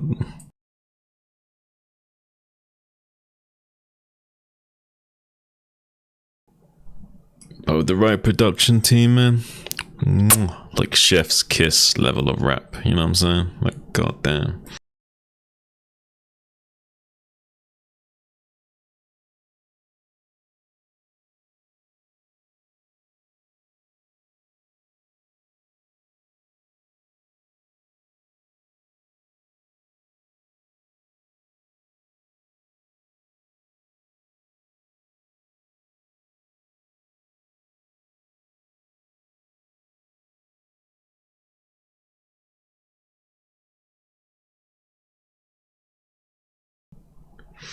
Well, most artists don't do it in one take. In fact, I don't know about all of them, but I would imagine at least half of them, maybe most, do it line by line, where it's literally like, maybe not line by line, but like maybe like every like few bars at least. Like I imagine they want to make sure every bar is perfect and tight. So you might get into a situation where they're doing bar by bar, where they're just doing, you know, one bar, get that good. Once that's down, then you got the next bar. And because you're doing it bar by bar, you ain't got to worry about taking a breath between bars either, so you can make the flows seem even more crisp because you're not having to like breathe while rapping.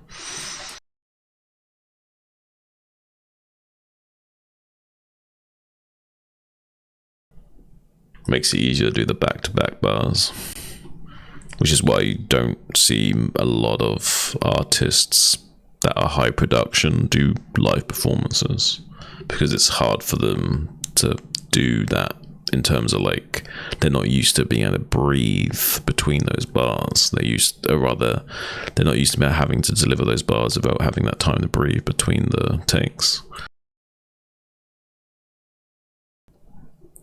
So they'll get breathless pretty quickly doing that kind of pace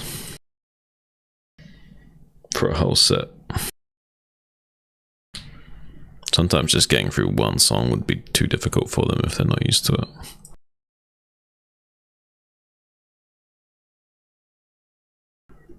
It's a lot harder than it looks. Just in like the physical endurance of doing it.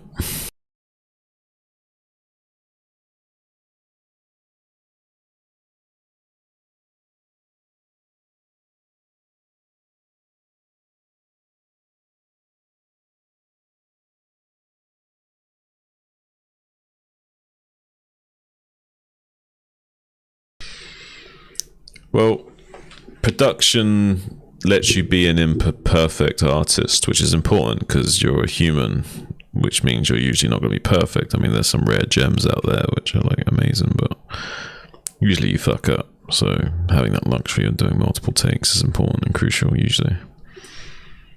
You need that like freedom to fail so that you can be creative, because then you can experiment. And that's why if you like go and look at like say a band, like say go and look at like Queen with like Freddie Mercury, try and piece together a song, they're like working over like seconds, like they're like spending hours and hours and hours just trying to figure out the first few seconds of the fucking song, like to like, oh, maybe a little bit different on the drums, you know, like just a little bit, do it like that but a little bit like this, like rather than like dum dum or like dum dum, you know, like all that kind of bollocks, you know, like really fine tuning it out over hours and hours and hours and hours for just like little seconds of part of one song. It's like that in everything at the higher levels when you're really trying to like produce something that's like artful and not flawless, but you can't be flawless, but you strive for it. So it's like you can only make something that's of a high level by striving for perfection. Even if you never reach that perfection, you still strive for it.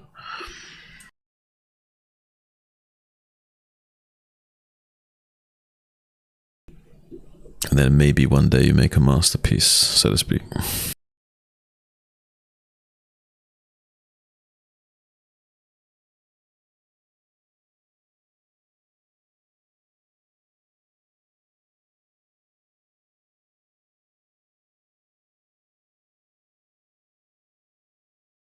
Well, it's a zero-sum game, so even like the ones that didn't make it are still pretty fucking good. It's just maybe there's like one thing and sometimes they could even be better. This is the weird thing about it, is that there's a lot of people that didn't make it that are actually better. It's just they didn't have the right connections, or weren't lucky enough, or didn't like work hard enough. Like they were good, it's just they didn't like want it enough, where they like threw their life away trying to ascertain it. You know what I mean? And like they didn't like Charles Bukowski it and like go all the way where they're happy to sleep on park benches until they get it. You know what I'm saying? So yeah, like you can be amazingly good, but doesn't necessarily mean you're gonna make it either. It's crazy.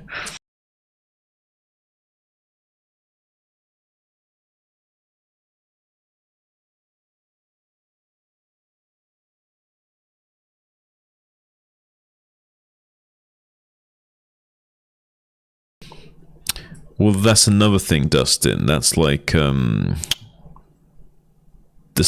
to quote Toy Story, it's like falling with style. You know what I mean? It's like a controlled crash. It's like you're doing something bad, but you're doing something bad well and with purpose and deliberation. It's like a sense of mastery. It's like you're doing something you technically shouldn't, but you're doing it with purpose and to get an effect or to lend to the artistry in some way, shape or form, but with purpose and poise. Say what?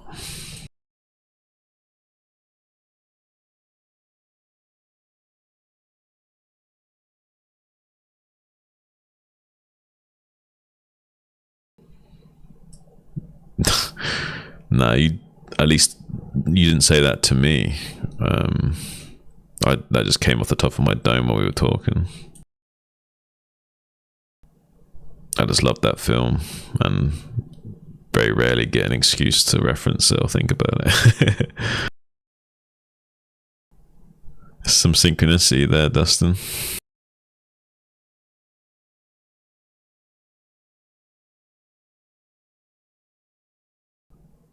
Synchronicity, my dude.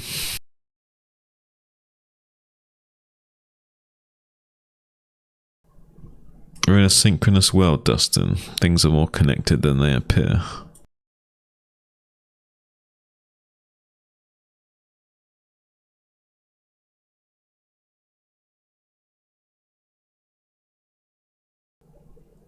I mean, we're crafting stars here on a weekly basis. Things have always been weird.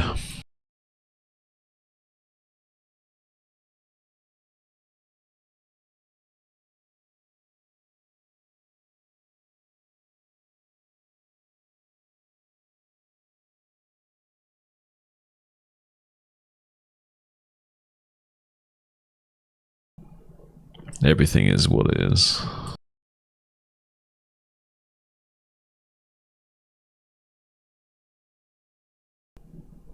It's the inability to accept what is the cause of suffering.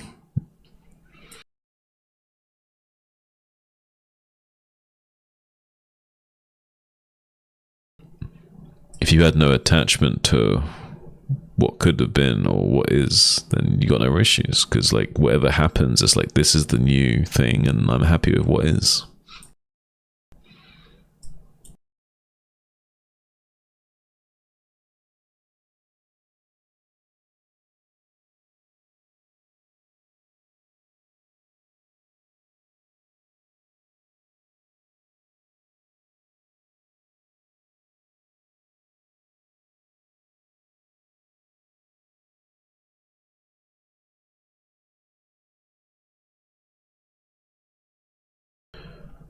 Alright guys, I'm gonna go soon.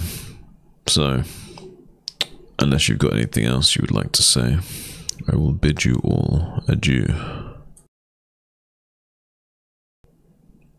You think it's fine, you don't like.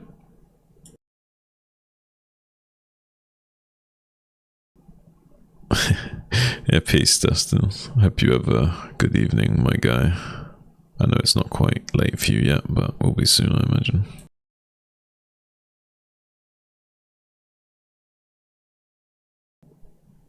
Well, I think, but I think it's okay to not like. I think it's okay to be human and to feel all those things. I just think that it's also the cause of suffering. I think there's power in understanding the why in things.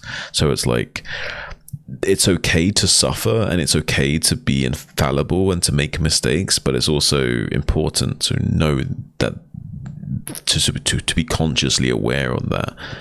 Like and to be okay with making those mistakes. Like it's okay to be human and make mistakes and not get it right. But also knowing that that is the why. There's power in knowing the why. So knowing that that's why you suffer, because you care about wanting to be able to moan about things or something. It's like you want to be able to do the human things that aren't quite perfect or whatever. Anyway, you have a good night, guys. Peace. Much love, guys.